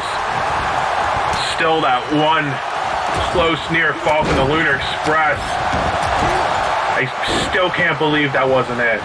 But we continue fighting.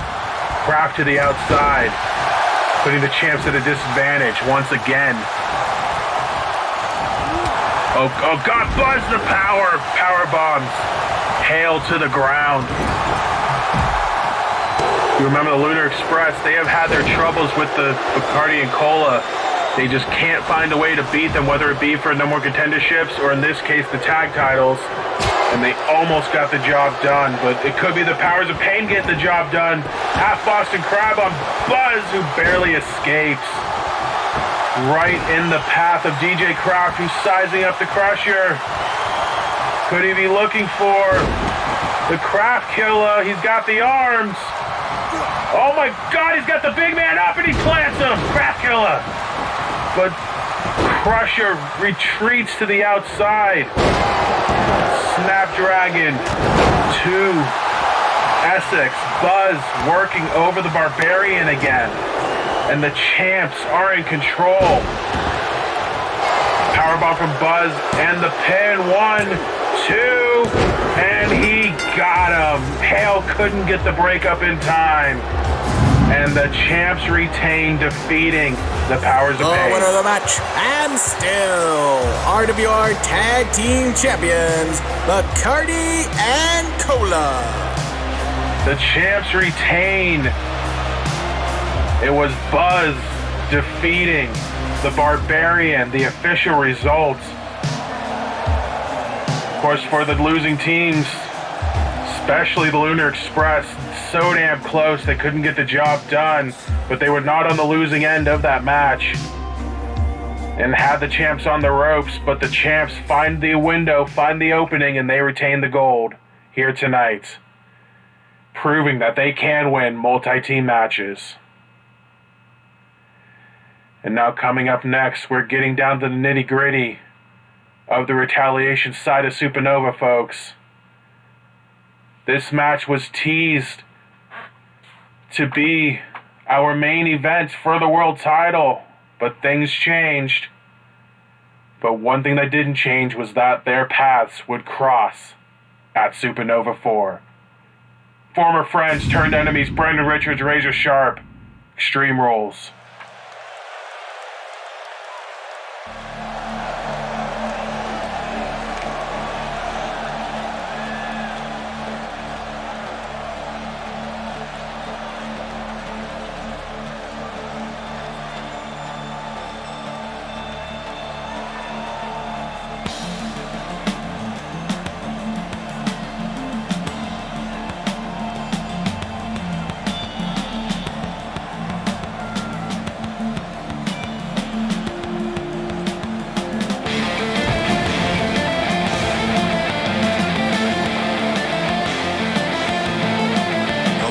Contest is an Extreme Rules match. From Columbia, South Carolina, he is your role model, Brendan Richards. I still can't believe that this man was the World Heavyweight Champion. He went all in, cashing in a beach brawl, and successfully won the title from Travis Sanders. But then Razor tried to buddy up to his former ally. He said, "Trust me and I'll take us both to Supernova 4 for the title match." But Richards didn't buy it. He wanted to prove himself as a champion, and for that I could tip my cap off to him. However, he couldn't get the job done. He had to defend his title at Retaliation 100 in Razor's rematch, which also included Travis Sanders after Sanders defeated Sane, while Sane was dressed as a gorilla. Long story. But now here comes another former world champion.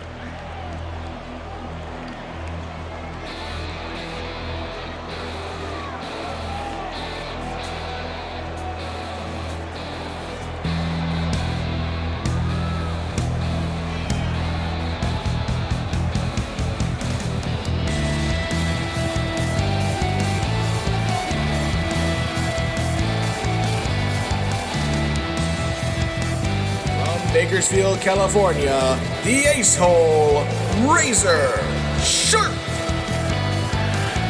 He walked out of Supernova 3 as the World Heavyweight Champion, and it took him until Beach Brawl of this year to finally lose it.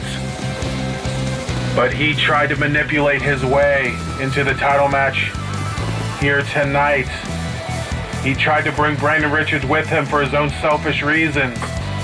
Richards told him to fuck off, and so Razor pushed up his rematch to Retaliation 100.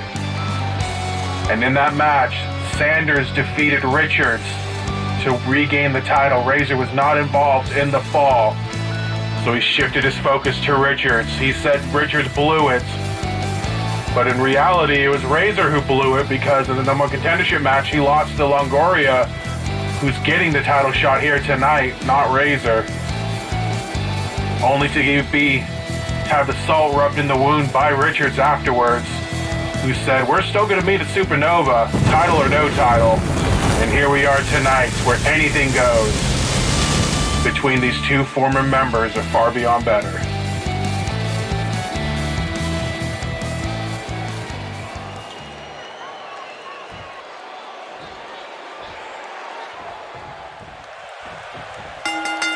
So here we go. I couldn't say that this match would have happened a year ago, but it is happening here tonight.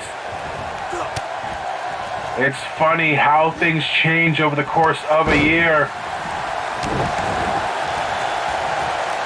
Richards went from tag team specialist with his brother Gary to winning the world title and the golden ticket.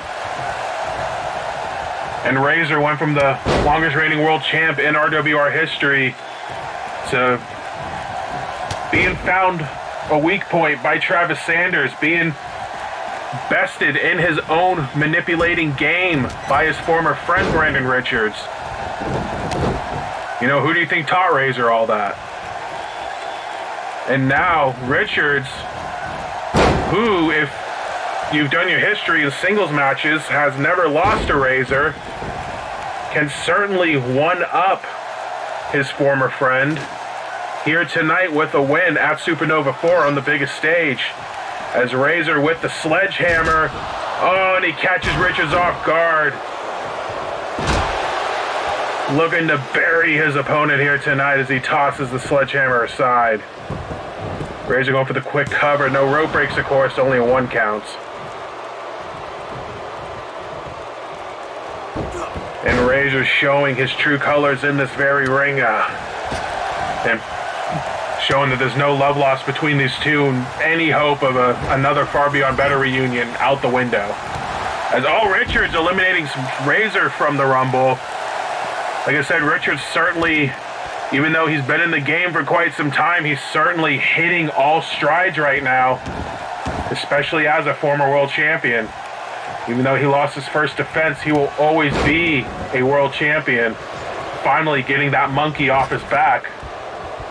Like he's Steve Young at Super Bowl 29. Leg drop, though, from Razor. Obviously, in the long game, the more successful of the two, but certainly Richards, a lot to prove here. Irish whipped out of the ring and flipped off in the process. But even though he's got a lot to prove in this match, you got to think all the pressure on Razor at this point in time. And Richards, you know, he said he was playing with house money with the golden ticket, and he pretty much went as far as he could with the house money. Razor, though, the slaps to Richards, staggering him down on the outside. And, oh, God, Snake Eyes on the apron. Trying to rack up the double damage there. Of course, Extreme Rules, anything goes. We saw the sledgehammer in play earlier. Elevated deal on the outside. Nobody kicks out of the deal. And Razor, those quick jabs and kicks. Learned that one from the Fitchwell Fighting Systems. Just continuing to punish Richards here. On the outside. And this is certainly what Razor wants in this matchup, to isolate Richards on the outside and just punish him like he's doing. Elevated again. Hits him with the deal. Razor's certainly going to have the power advantage here between the two. But it was Richards who took Razor under his wing over a decade ago. So, did Richards teach Razor everything he knows, or is there an ace, pun intended, up Richards' sleeve here tonight? Being rammed into the ring post certainly is going to help his cause, though. Bouncing off again. Richards, the former champ, in trouble. But, oh, trips him up and sends Razor into the post. That may be the opening that Richards needs, as we're in our RWR cam. As you can see. Oh God, Razor picking up Richards. Water slides him down. The water slide taking him down. And Richards in trouble here, as he's in the corner. Richards needs a recovery and fast leg sweep, taking down your role model. I don't think I would have said that a year ago, but I could certainly see Richards as my role model, but he might have me breathing after this. Razor's Edge on the outside from Razor Sharp. Damn it. Enough is enough. You proved your point. Not done. Another deal on the outside. Now Razor sizing up Richards, looking for the exclamation point. Again, pinfall's got to happen in the ring. Exclamation point hits. But now he's going to drag his dead body into the ring. Again, just going for those punches and the uppercut. Brandon Richards, though, gets an opening. But gets caught by Razor, knee to the gut. Chop. Oh God, what? Oh no. Oh my God, Razor Sharp. Lawn darting Richards into the LED post, busting him open. Razor certainly trying to prove a point, hits the deal again, and make an example out of Richards for not listening to him and not agreeing to his plan. That sick, twisted, demented son of a bitch. Into the STF now, just rubbing salt in the wound. You've made your point. Richards fights out, but the crimson mask engulfing his blue-haired body. Razor bouncing off the post, though. This may be the opening that Richards needs. He needs to take advantage of the stipulation. Eye poke, that'll help. Kick. Richards. Up and down with the brain buster out of nowhere. And now Richards in control here. Ah, but Razor right back. Mini attitude adjustment. And those quick kicks again. Punches.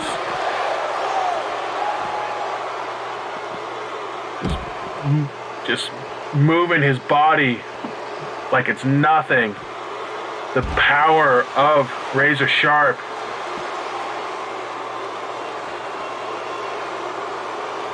It's not done. Picking up Richards and slamming him into the post again. Damn it, Richards had an opening. And now Razor back in control, sending Richards across the ring.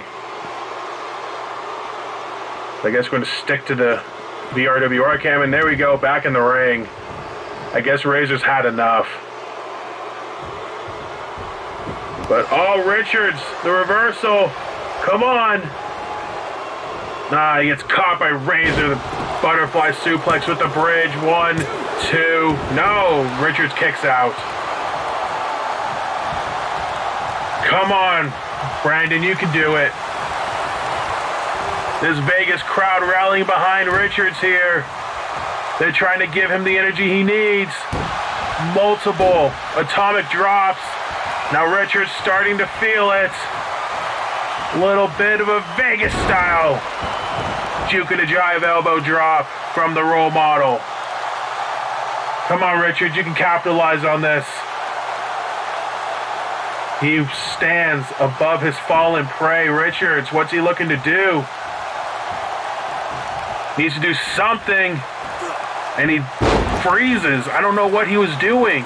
But Razor slams him down and flips off the crowd. That was his opening. And he didn't get the job done. And now that STF again on Richards. No rope breaks. Richards has to escape, and he does. Flipping Razor over. Needs to find a way to ground Razor and get that FBB salt in there. That'll help. Spear in the corner, nobody home. Richards. Hammerlock, but Razor fights out. And again, Razor with those quick punches and the uppercuts. The quick cover. 1, 2, no. Kick out by Richards. Come on. Come on, prove this son of a bitch wrong. Not many people have done that. He needs his damn comeuppance. But Razor catching Richards into the epicenter. Center of the ring. This is how he won the world title. Damn it. Richards forced to tap out. And the son of a bitch wins. The winner of the match is the Ace-Hole Razor Sharp. Razor defeats his former friend and proves his point. Damn, I was really hoping Richards would put him in his place. But he just got caught on the outside, and Razor took full advantage of the stipulation and walks out of Supernova for the winner over Brandon Richards. Hell of an effort, but just couldn't get the job done.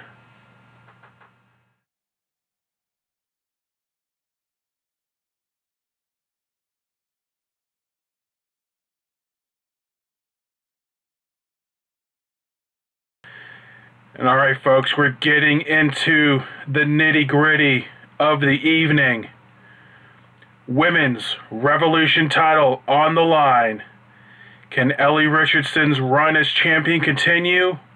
Or will Torment bring home gold along with Amanda Spade's Phoenix Cup win?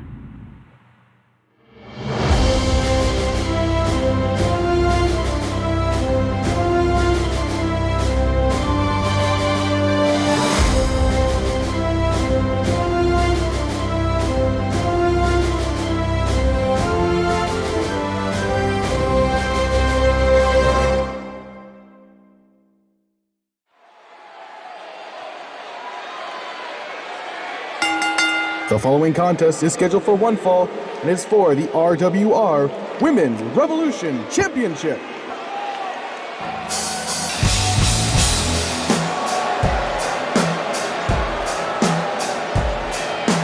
And ladies and gentlemen, a live performance by Bones UK playing in the Women's Phoenix Cup champion. Call me dirt or call me diamonds, call me grass or call me cool, call me daddy, call me baby, call me thunder, call me.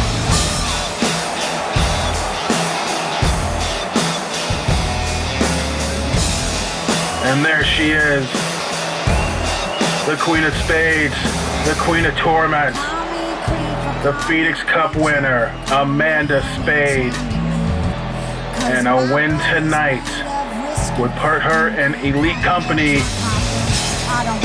as a women's revolution champion. A win for her would put her as the fourth woman to join the Women's Champion Showcase.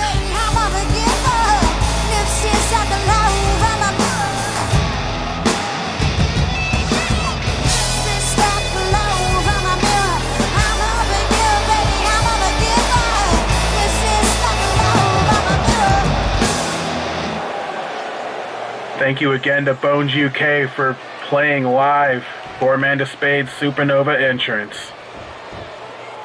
But here comes the champion.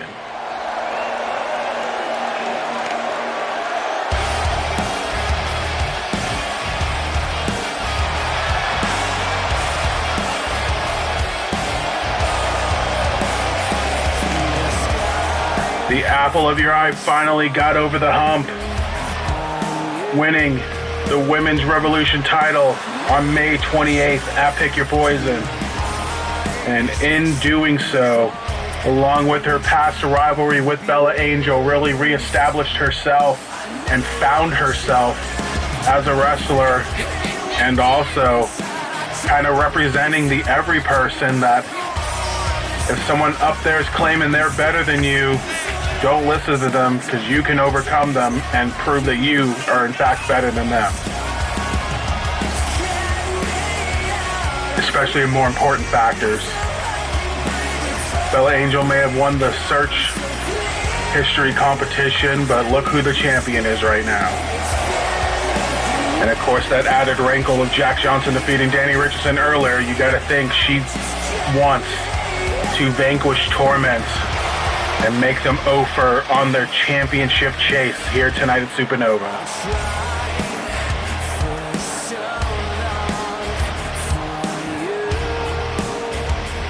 As that's what it's all about, the richest prize for the women of Retaliation. Introducing first, the Challenger. Representing Torment, she is the Queen of Spades. She is the 2021 Women's Phoenix Cup winner, Amanda Spade. Introducing the champion. From Windsor, Ontario, Canada, she is the RWR Women's Revolution champion, Ellie Richardson. Both these women ready to go for the gold. You remember on Retaliation last week, Ellie Richardson didn't know who she was going to be facing here tonight until Amanda Spade made her intentions known after winning the Phoenix Cup.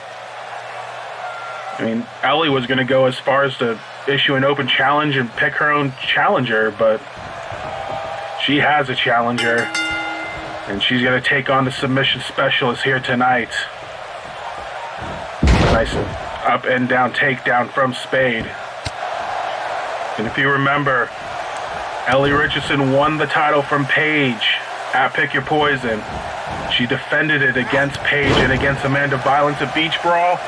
And then at Retaliation 100, she defended it against Amanda Violence. So she certainly can hang against the hard-hitting talent like Amanda Violence. She can even beat someone named Amanda as well.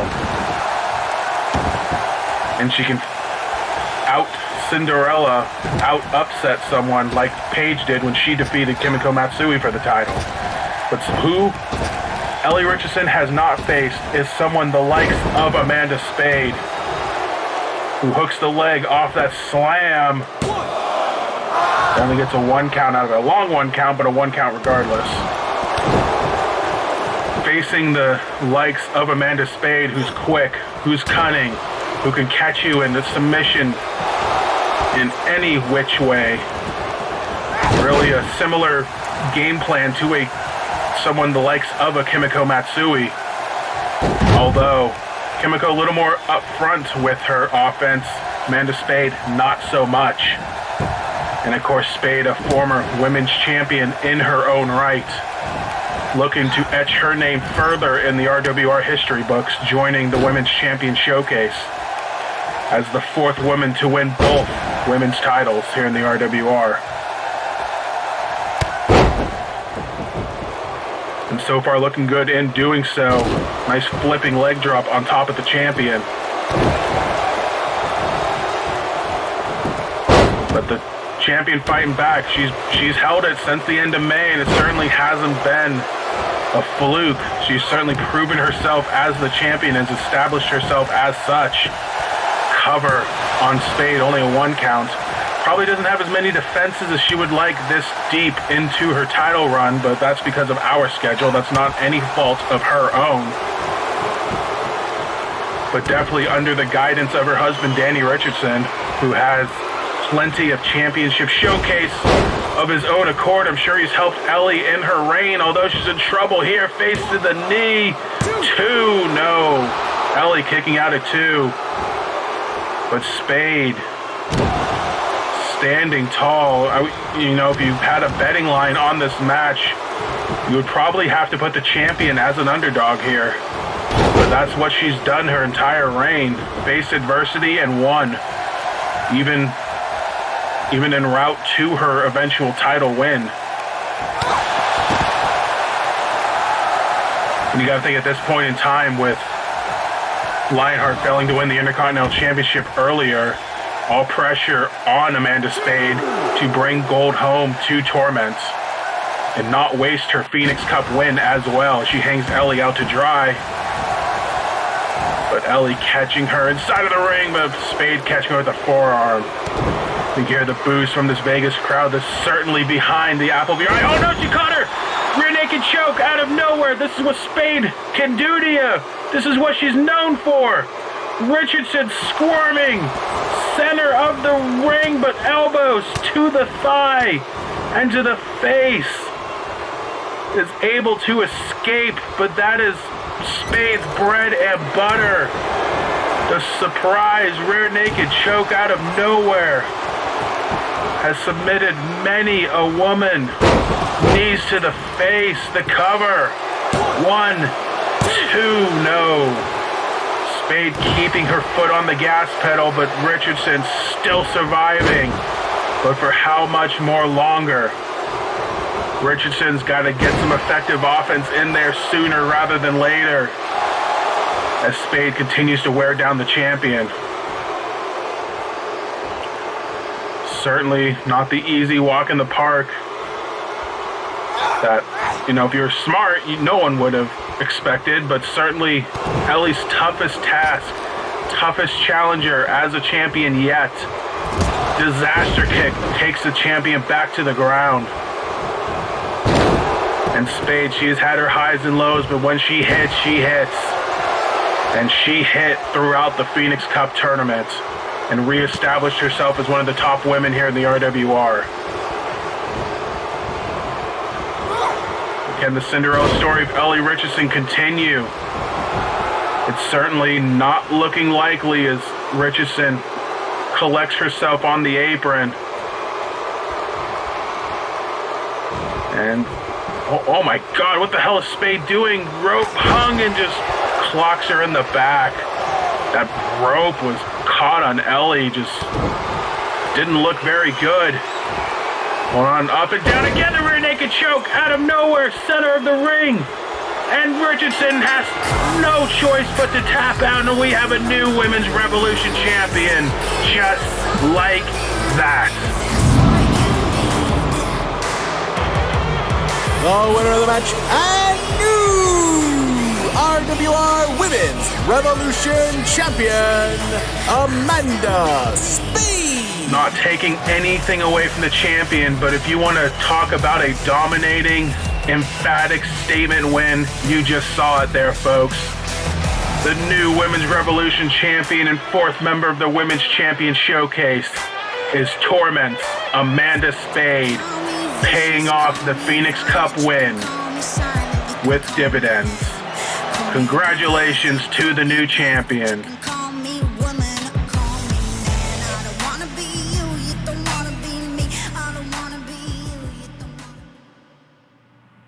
And now, coming up next, folks, this is not going to be a wrestling match. This is not going to be a technical showcase. Hell, it's gone past a fight at this point. This is going to be a war. This is going to be, in every sense of the term, a death match. Former friends turned foes, turned enemies. Jarek Vanders and Martin Starr will go at it. Who will survive?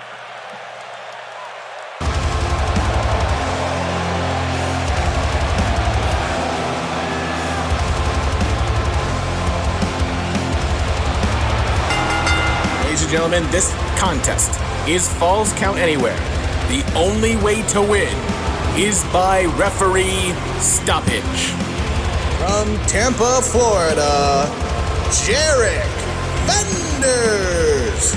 The man who turned his back on the RWR, on his fans, on his friends and family. I don't know what bug got inside his head, but it grew and grew and grew.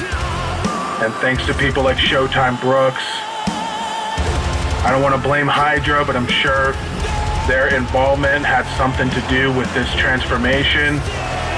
And then finally, his assault on Martin Starr. This is a different Jarek Vanders.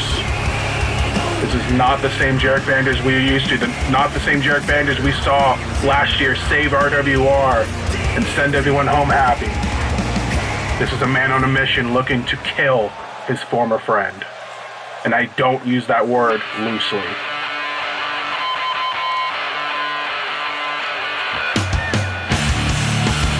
From London, England, this is Martin Starr. How about this? Some mind games from Martin Starr with his old Dead Star theme. For you historians out there, the last time these two faced off as true enemies, this was the theme Martin Starr had. But the roles have been reversed. Martin Starr, certainly the fan favorite going into this one, defending not only his own honor, but really everyone in the back's honor after Jarek turned his back on everyone. Jarek's got his reasons, but come on, man. Of course, Martin dealing with a nasty shoulder injury thanks to Jarek Vanders. But Martin Starr had that athletic tape put on him by the trainers, and I'm being told he ripped it right off in the gorilla position. He wants no indication of weakness to show to Jarek, although you know damn well Jarek's going to be targeting that shoulder. But Martin's going to try to go all out here. He doesn't want to have to kill his former friend, but he's got to do what he has to do at this point. Jarek pushed him over the edge. And something's got to give here tonight.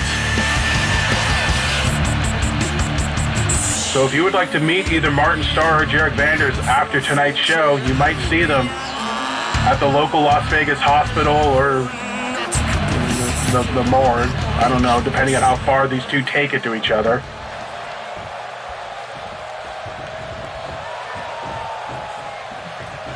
But here we go. Falls Count Anywhere within Las Vegas. No pinfall, no submission. The referee has to deem the match. The referee has the power to stop the match, but I'm sure he has been instructed by both camps to take it as far as he can. And you know what I say in the KDF rules match, they can go by, submission or knockout with the other man not breathing? I don't mean that literally. I do mean that literally in this matchup.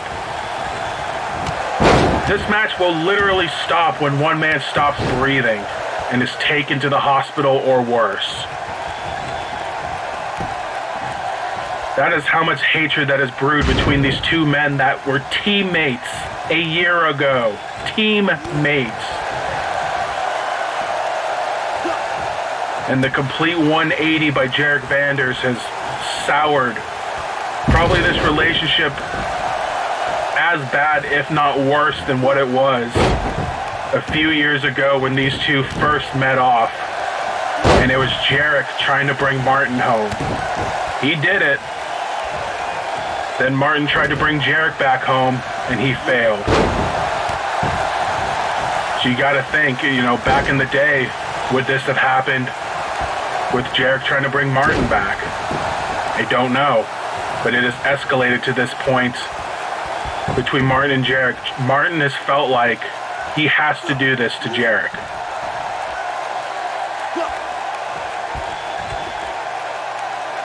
As he squeezes the life out of Jarek, literally trying to choke him out. But Jarek catches Martin with the knee. This is our semi-main event of the evening. We have our world title match to follow, but hopefully we're still on the air by then. Hopefully this doesn't escalate to anything too serious. As Martin grabbing Jarek by the arms and just throws him down. Giving him a taste of his own medicine, working over the shoulder of Jarek Vanders there.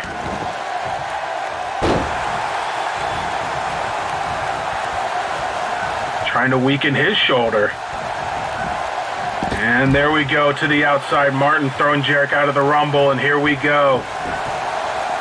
Let the double damage begin on the outside. Oh my God, what a stiff right hand.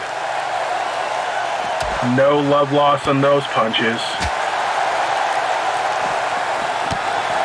But Jarek trying to rally back. Martin catching him, punch to the gut, and just runs him over. Martin certainly has the size advantage in this one. He's going to use it to his advantage. As he drags Jarek over to the stairs to no avail. Those spray-painted stairs. As Jarek just wailing away at Martin. Oh my God, Jarek Vanders, stop! Just wailing away on Martin. Oh my God! Right up the ramp.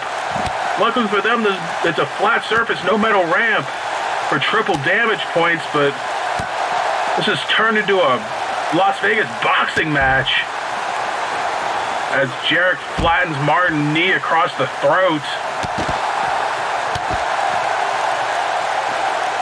Referee has the power to stop this, but as you can see, he is far away from this. He is not in the picture. He's going to dictate this from a safe distance, which I cannot blame him at all, as these two continue the fight up the ramp. May not be out here much longer, folks. Oh God, Jarek again, just the barrage of punches and kicks. And Martin just sandbags Jarek, not letting him lift him up, and the two just slugging it out back and forth. This Vegas crowd going crazy here. Remnants of a boxing match, of a UFC fight. Just a flat-out slugfest, and not our slugfest either. Oh my God, a stiff shot rocks Jarek. Or stiff shot rocks Martin, but Martin on the reversal, he hits the deal. Nobody kicks out of the deal. But Jarek's right back at it. Oh my God, the 12-6 elbow right to the dome. But Martin right back with a spinning discus clothesline. As these two inch their way up the ramp. Hammerlock now from Martin into a Russian leg sweep right on top of the arm.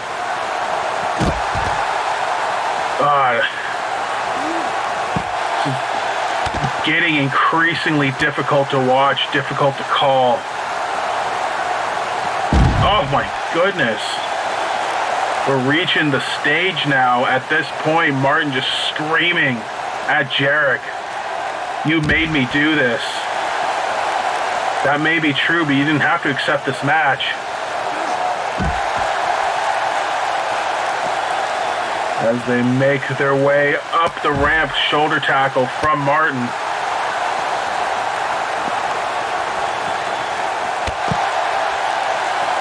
Continues his attack on Jarek Vanders. Another hammerlock.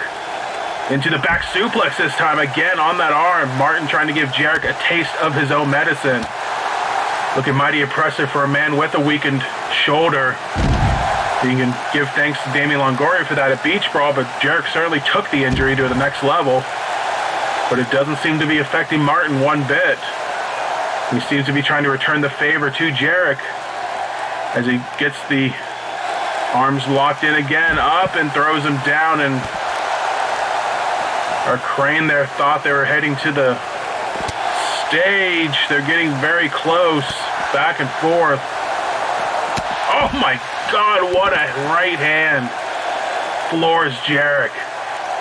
And oh, Martin just trying to rip his leg out of his socket now. Make sure he can't walk again. Again, continue targeting that left shoulder, that left arm he's been targeting all match. Flying fist drop. And again, Martin screaming at Jarek. Oh my God, those shots. How is Jarek standing at this point? As again, that hammerlock, Russian leg sweep on top of that left arm. Good Lord. But Jarek fighting back to near the stage. Been fighting on the ramp for quite some time now.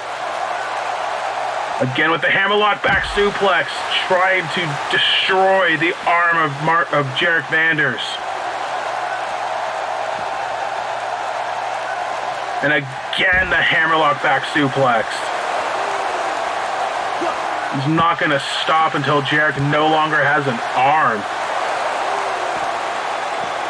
Oh my God, running knee to the face. Jarek Vanders busted open. Blood pouring down his face. And Jarek trying to fight back, but this has been all Martin Starr, just taking out months, if not years, of frustration on a man he once called his ally. But Jarek trying to fight back, catches Martin from behind, back suplex. Seeing his own blood may have just rejuvenated this lunatic.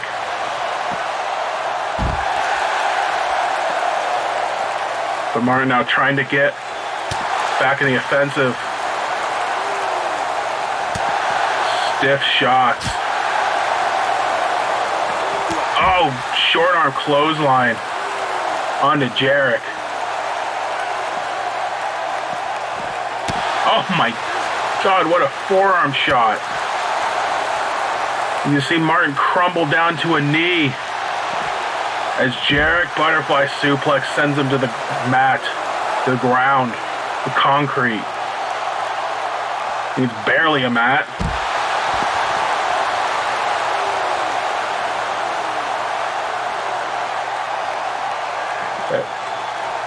God, I don't even want to watch this any. Oh my God, I don't know what Jarek was looking for. Martin fought out of it. And now, again, utilizing that hammerlock. Back suplex on top of it again. And again, grabbing the arms, lifting him up, and throwing him to the ground as these men slowly creeping their way back to the ring. They've been mauling each other on the ramp for at least, I don't know, almost 10 minutes time at this point. Stiff shot from Jarek into the back suplex right on top of the head. And Martin right back to his feet. Stiff shots trying to bust open his wound much larger. Trying to make Jarek pass out of blood loss. Knee to the throat again. Now Martin not done catching Jarek. Kick to the knee.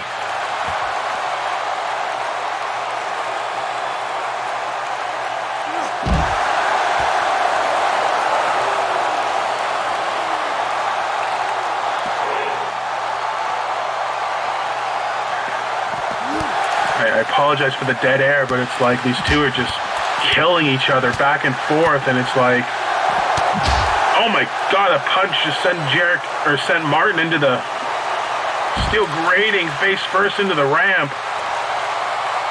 And it's like, I don't know how much more I can call of this. It's just becoming sick at this point. Martin, though, fighting back, they're crawling back up the ramp again. Oh my God, Jarrett with the back suplex again. We're getting closer to the stage. Maybe these guys are gonna leave the ringside area. This Vegas crowd, this bloodthirsty crowd eating up every second, every punch, every move. Because they know just how real this rivalry is. How much anger and passion is behind each and every one. And here we go, we're on the ramp, folks. Crane is turned over, we're on the ramp. Flying fist drop from Jarrett. Or from Martin onto Jarrett. Claims this is over, grabbed him by the arms. Up and down again. Crane a little undecided on what they want to do. Just don't be in front of the post there. Oh my God, just throwing him across the ramp. Now Jarrett with the kick, and hold on, Jarrett grabbing Martin by the back, heading backstage. They're leaving the ringside area. Where the hell did it go? And get a camera back there, folks. Need to know what's going on. Oh my God, they're in the parking lot. How'd they get there so fast? Who the hell are those people? Jarrett and Martin backstage now. Flying forearm from Martin.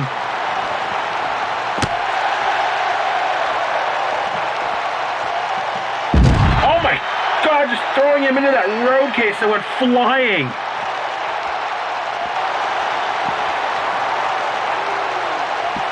Martin Starr hits the deal on the concrete floor. And a flying elbow to boot.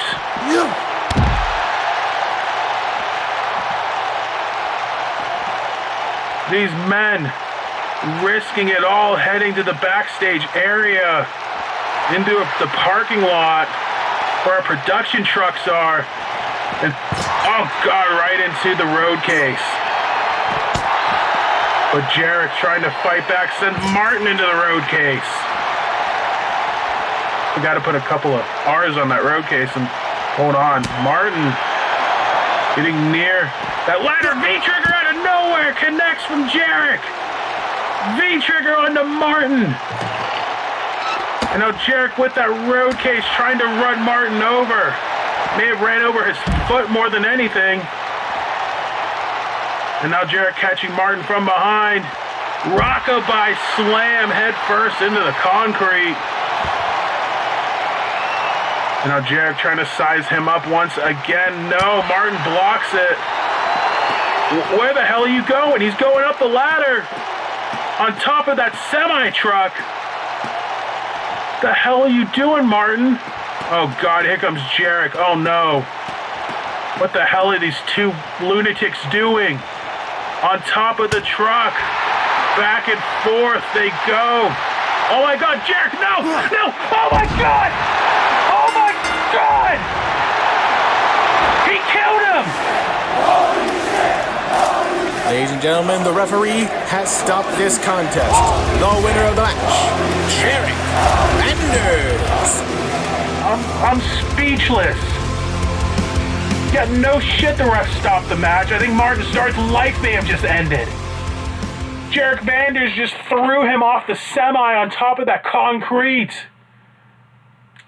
You didn't have to do that, Jarrett. But he did it. And he may have just ended the career or even the life of a man he once called his best friend. Why? Yeah, world title, main event of Supernova, but how? How do I follow that? Let me regain my composure after the parade. Oh my God.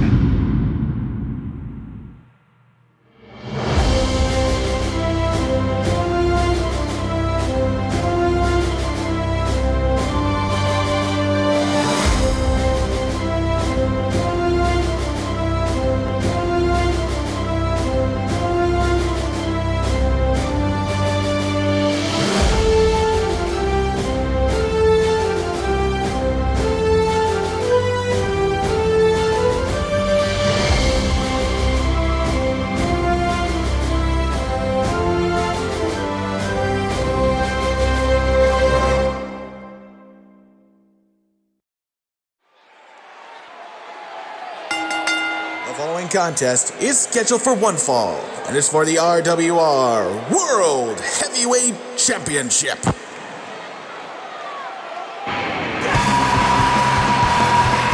Here we go, our main event of the evening, world title on the line. And just a quick update, the last match, Martin Starr heading to a local hospital. So is Jarek Vanders, although he should be going to a local jail instead. But nonetheless, main event of the evening, the world title on the line. Damian Longoria gets his long-awaited first opportunity at the gold. Can he make the most of it? Facing a man he beat earlier this season, and a man that he is not afraid of. But this man also turned his back on everyone on our last Retaliation, saying he used everyone as a pawn to get him to this point. But will his betrayal of everyone lead him to glory?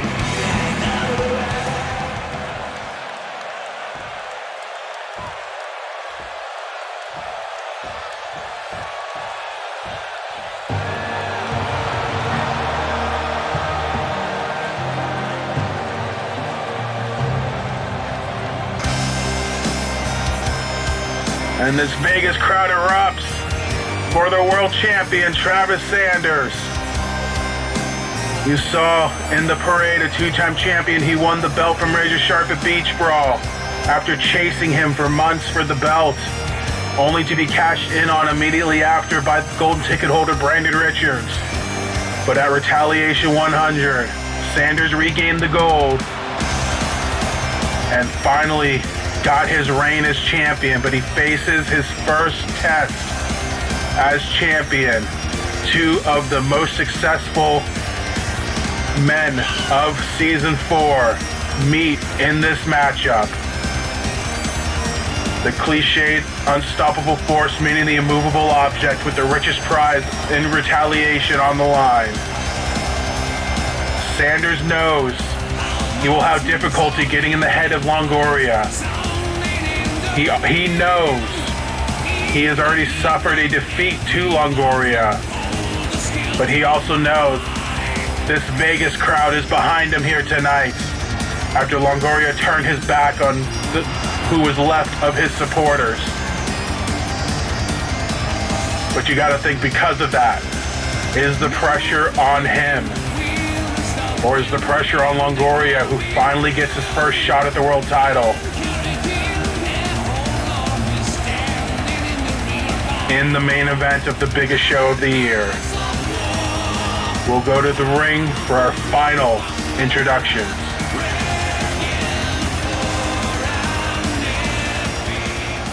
Introducing first, the challenger. Representing Kimikogu from Anaheim, California. He is a former United States champion, two-time tag team champion, and a finalist in Rise from the Ashes 2 and the 2021 Men's Phoenix Cup. He is the Shoot Wrestling Cyborg, Damian Longoria. Introducing the champion. Fuck, fuck, fuck, fuck, fuck. Fuck, fuck, fuck, fuck.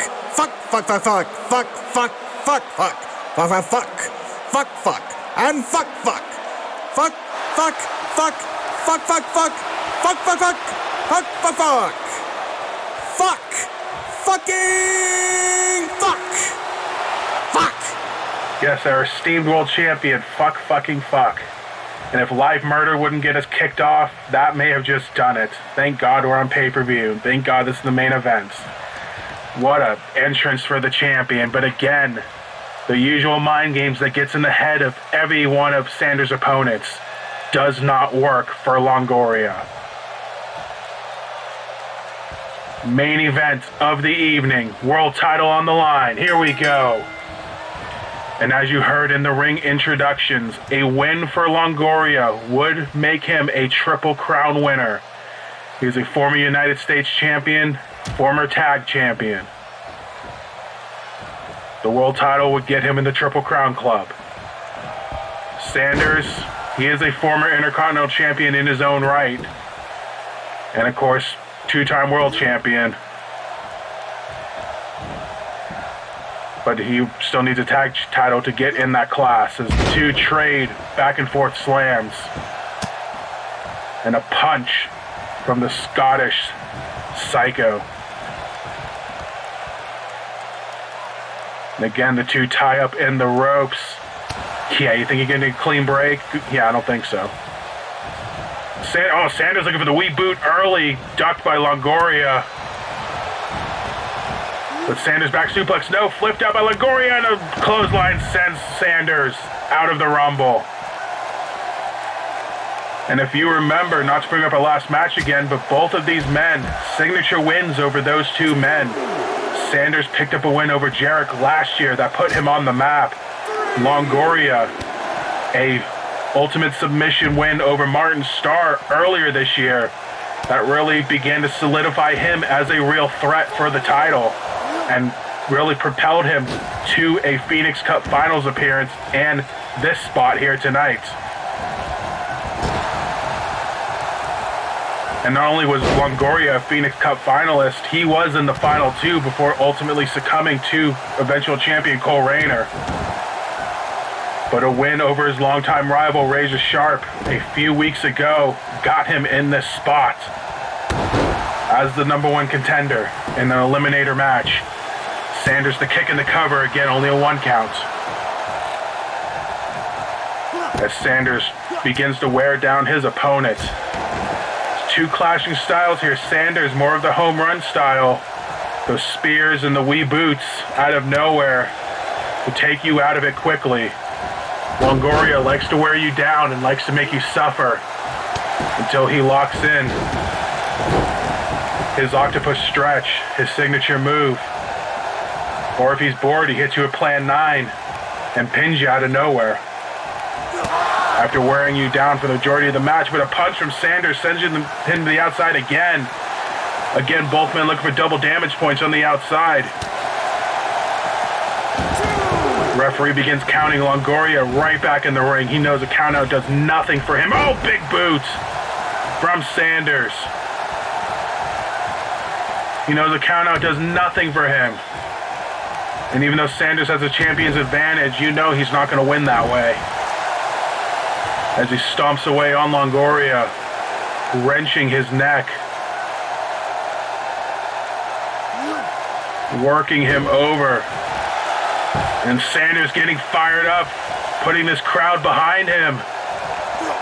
Giving Longoria a taste of his own medicine, wearing down his neck, his head. Looking to maybe kick it clean off with a wee boot. But Longoria knows the wear-down mind games. He mastered it. So if anyone can reverse it, it's him. He hangs Sanders out to dry. Going for the quick cover to keep the champion on his toes, and he doesn't even get a 1 count. But he does get the advantage, however. A kick to the back, kick to the face. Another kick to the face. Slowly wearing down the champion. But Sanders looking for the home run, an uppercut. No, gets caught by Longoria. Longoria with the takedown and the punches. Showing Sanders who's in control here. Kick to the stomach, arm control. Oh, hammerlock DDT! Out of nowhere on Sanders. Longoria now the one looking for the home run. Sizing up Sanders, no. Overpowered. Sanders did his homework. Oh, wee boot out of nowhere. Sanders with the reversal on the wee boot. Did he catch the challenger off guard? 1, 2. Not quite yet. 2 counts on Longoria, who barely escapes. Had his octopus stretch reversed. And ate the wee boot for his troubles. Drop kick from Sanders. The champion in control. Longoria goes out for a powder. Sanders going to take the time to recuperate himself, telling Longoria to get back in the ring, and he does, catching Sanders off guard with the jawbreaker. Flips him over into a nice hurricanrana.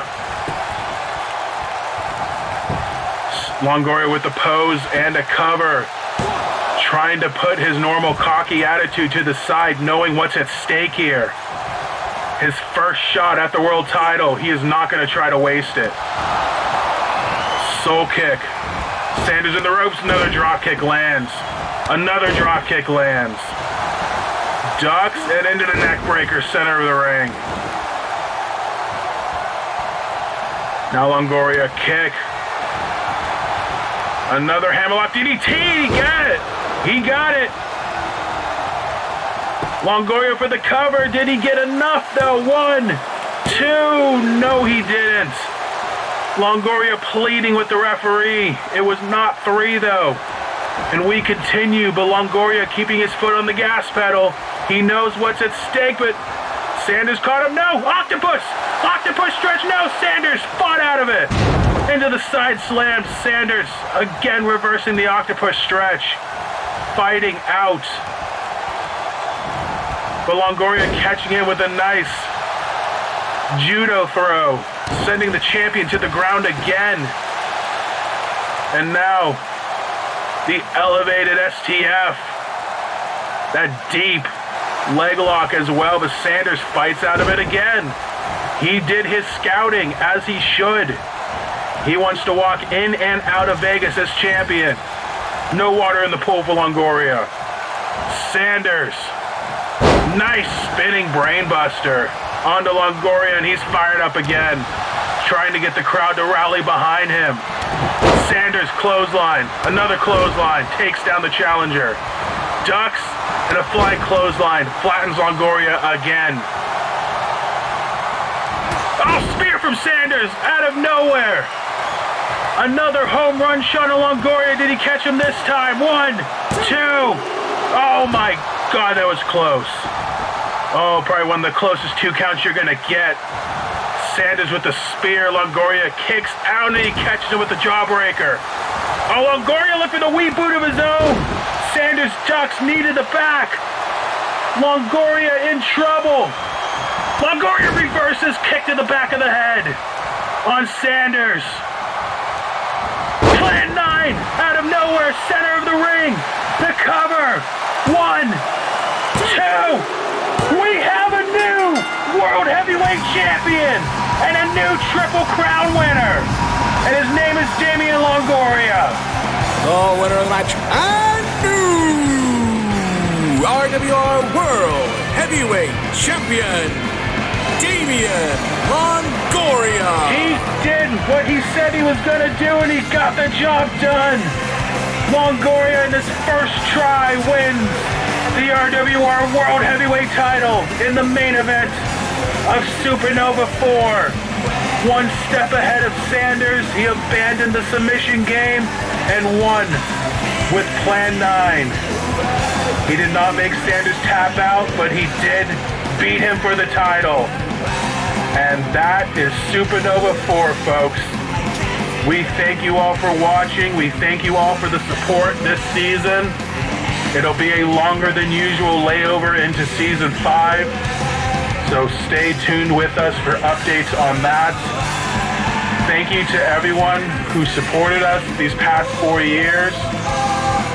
I love each and every one of you. And that's Supernova 4. We'll see you next season, folks. Until then, we'll see you in the funny pages.